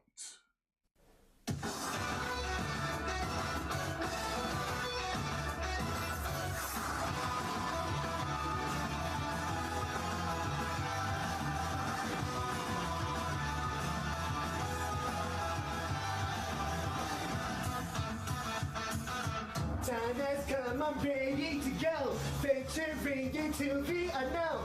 Fire's inside me, must be unleashed. People talk nonsense all the day. Shippuden, that's all they can say. I can't get no satisfaction. Woo-hoo! Challenge me.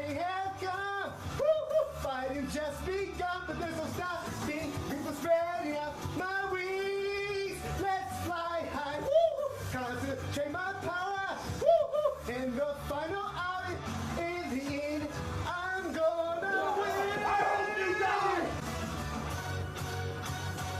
Don't you know I'm unstoppable? Don't even try, cause you will fall. I got a strength deep in my soul that gives me courage and control. I'll go beyond the limit break. The universe is mine to take. I have no fear. I think it's clear. Let's keep guitar high. Get all this Dragon Ball Super. We got the skill to blow Xeno rain.